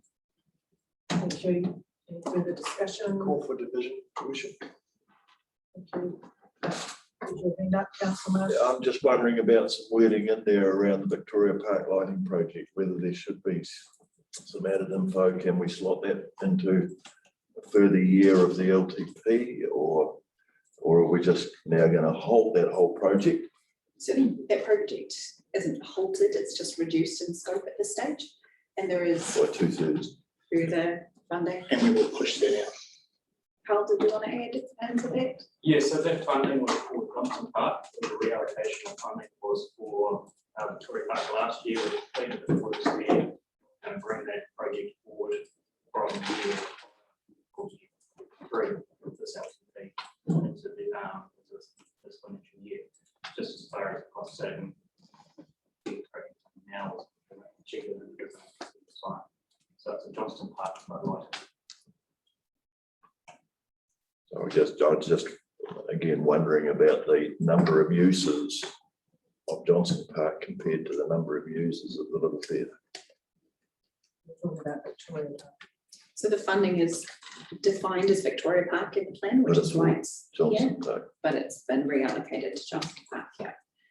The Victoria Park lighting is already completed. Yeah, thank you. Right, so the motion is moved and seconded. There has been a call for division. All those in favour, please raise your hand. Thank you. Councillor G. Taylor, Quarry, Marsh, Belsky, Humphrey, Campbell, Hadfield. Oh, sorry, you're writing into it. Sorry. I thought you had a list you might be ticking. Raise your hand again, please. Councillor G. Taylor, Quarry, Marsh, Belsky, Humphrey, Campbell, Hadfield, and Warboys. Against motion? Councillor Casey. Thank you. The motion is carried.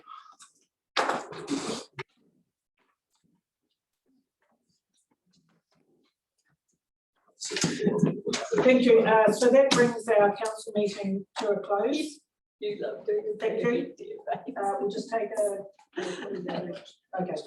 Yep. So we that's our council meeting finished. We will take a break for half an hour.